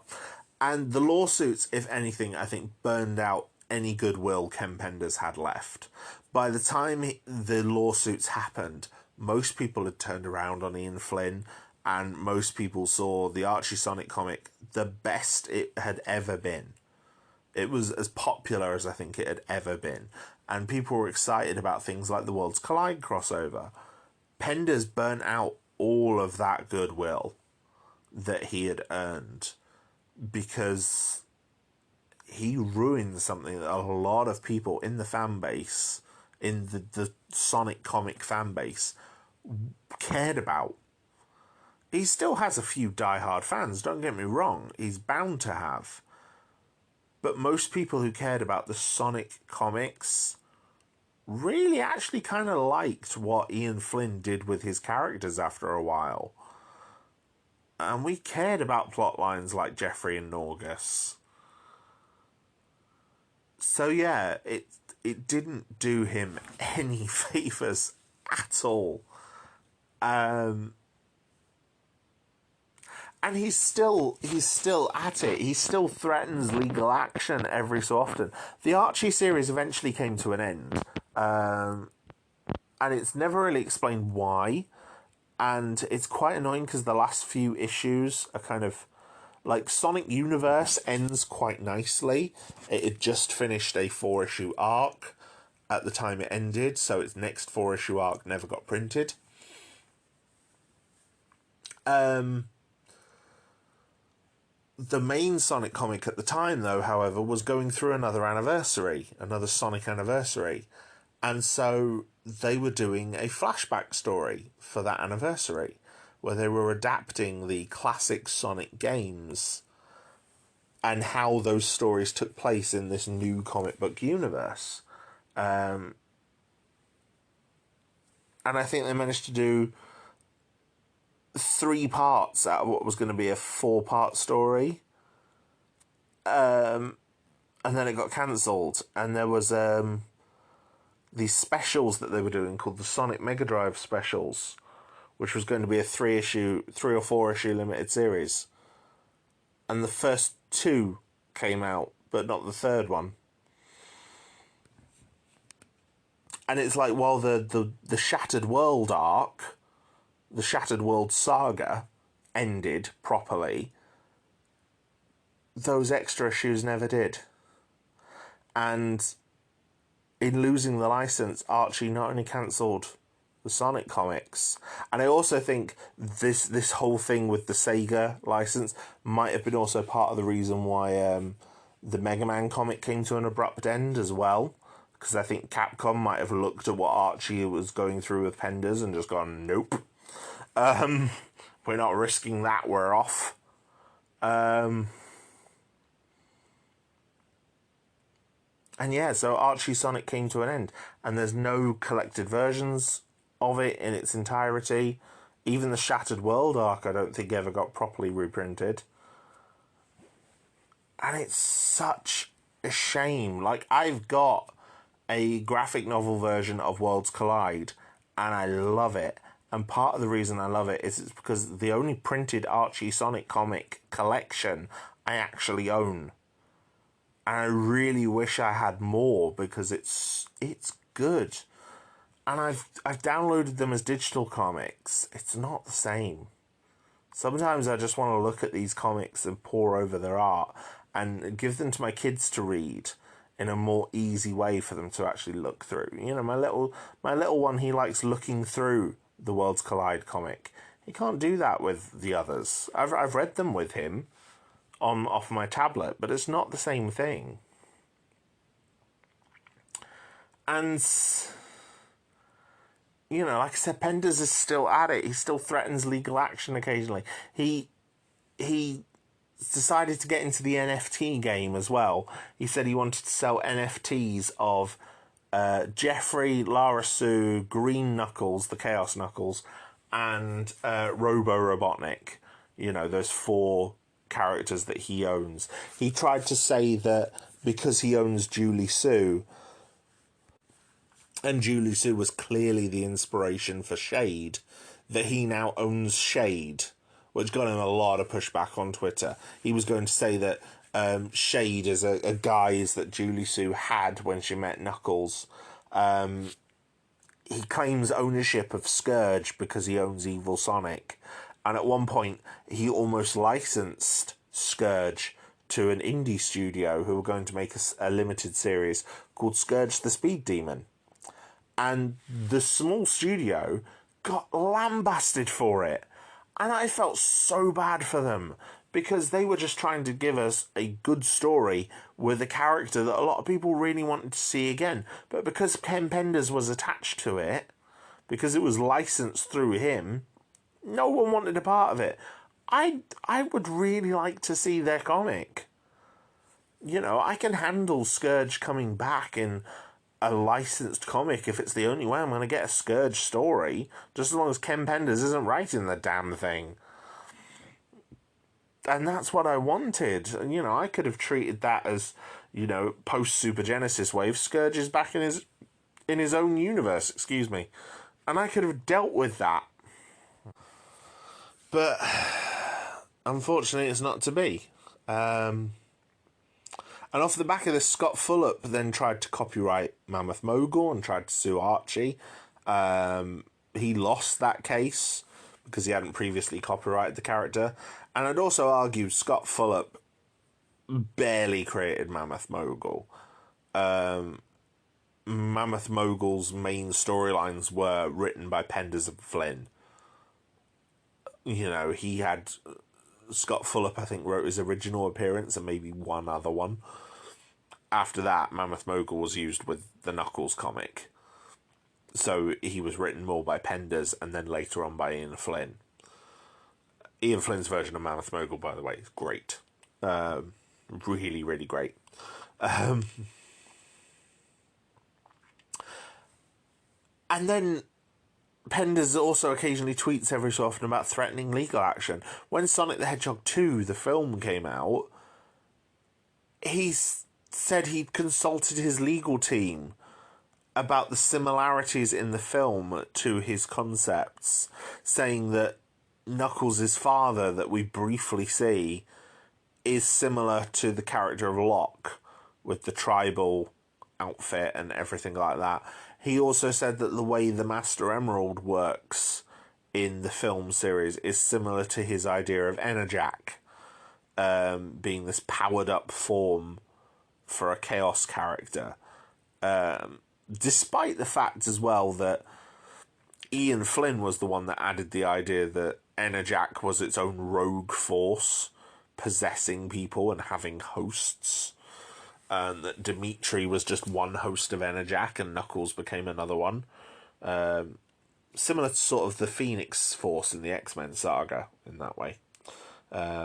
Because comic writers don't like anything unless it's stealing from each other. And in fact, if anything, I think the next Sonic game is going to have him talk about lawyering up again as well. Because the next Sonic game in Sonic Frontiers, in screenshots, features something that looks very, very similar to the idea of the Cosmic Interstate, which is a giant road connecting a whole load of parallel realities, or pocket realities in this case, through cyberspace in Sonic Frontiers. But I can't wait to see Penders try and claim that as well as one of his ideas, because he created it. Yeah, Ian Penders burnt all goodwill, he has. Meanwhile, Ian Flynn, still working on the comics. Ian Flynn helped relaunch the Sonic comics at IDW when they bought the license.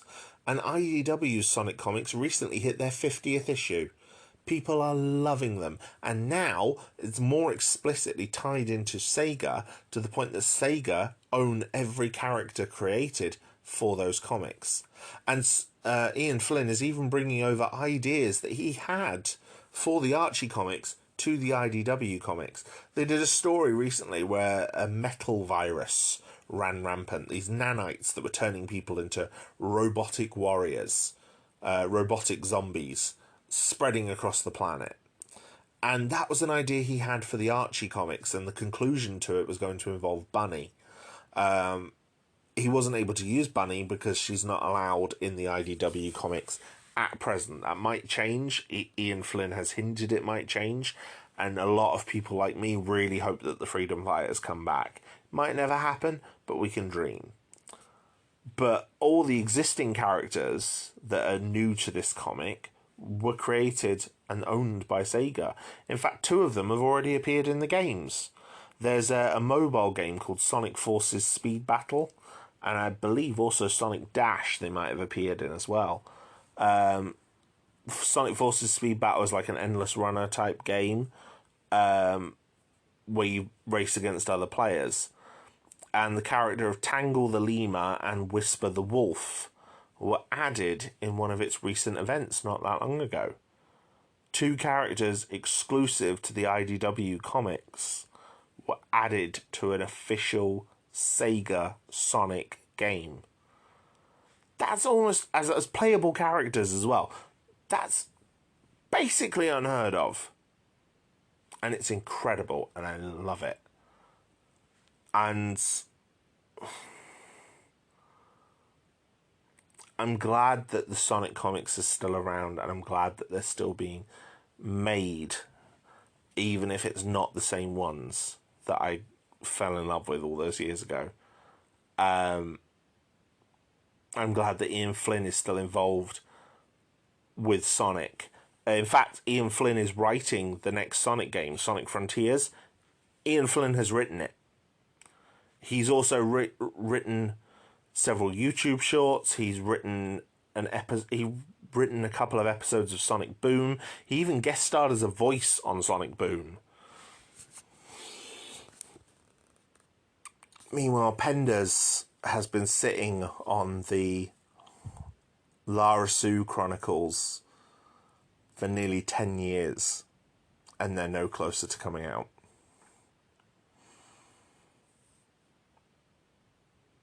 Ken Penders ruined one of the best comics I have ever read. And he has nothing to show for it.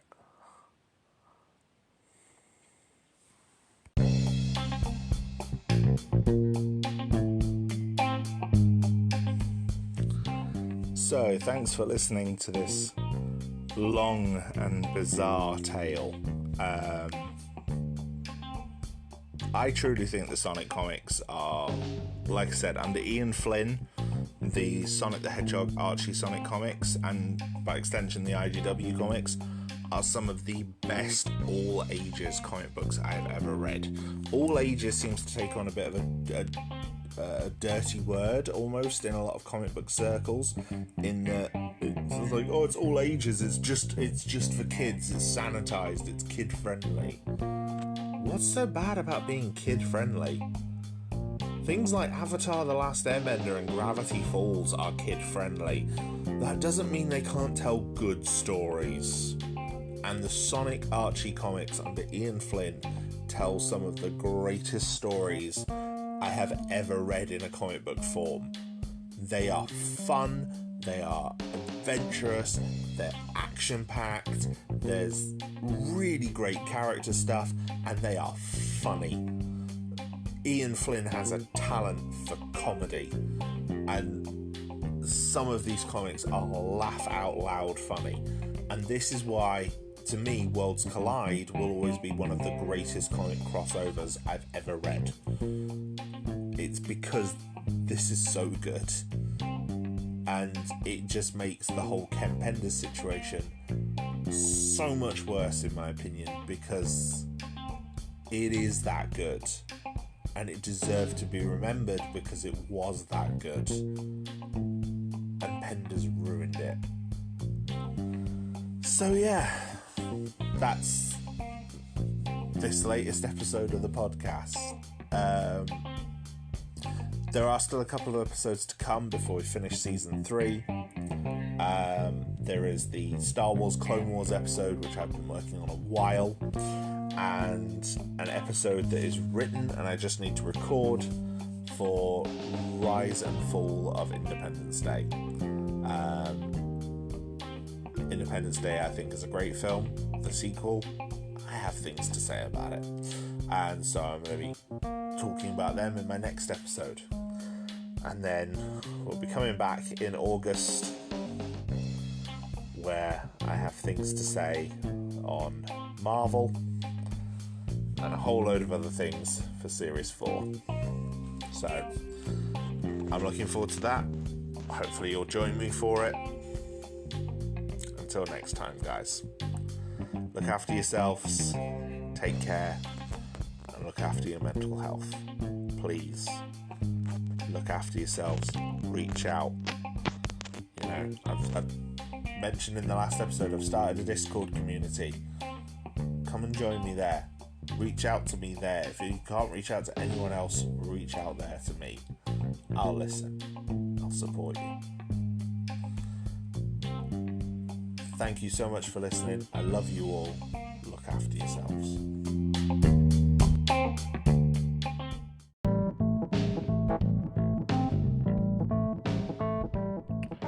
Thank you, my friends, for once again joining me on Gardo Goes Geek.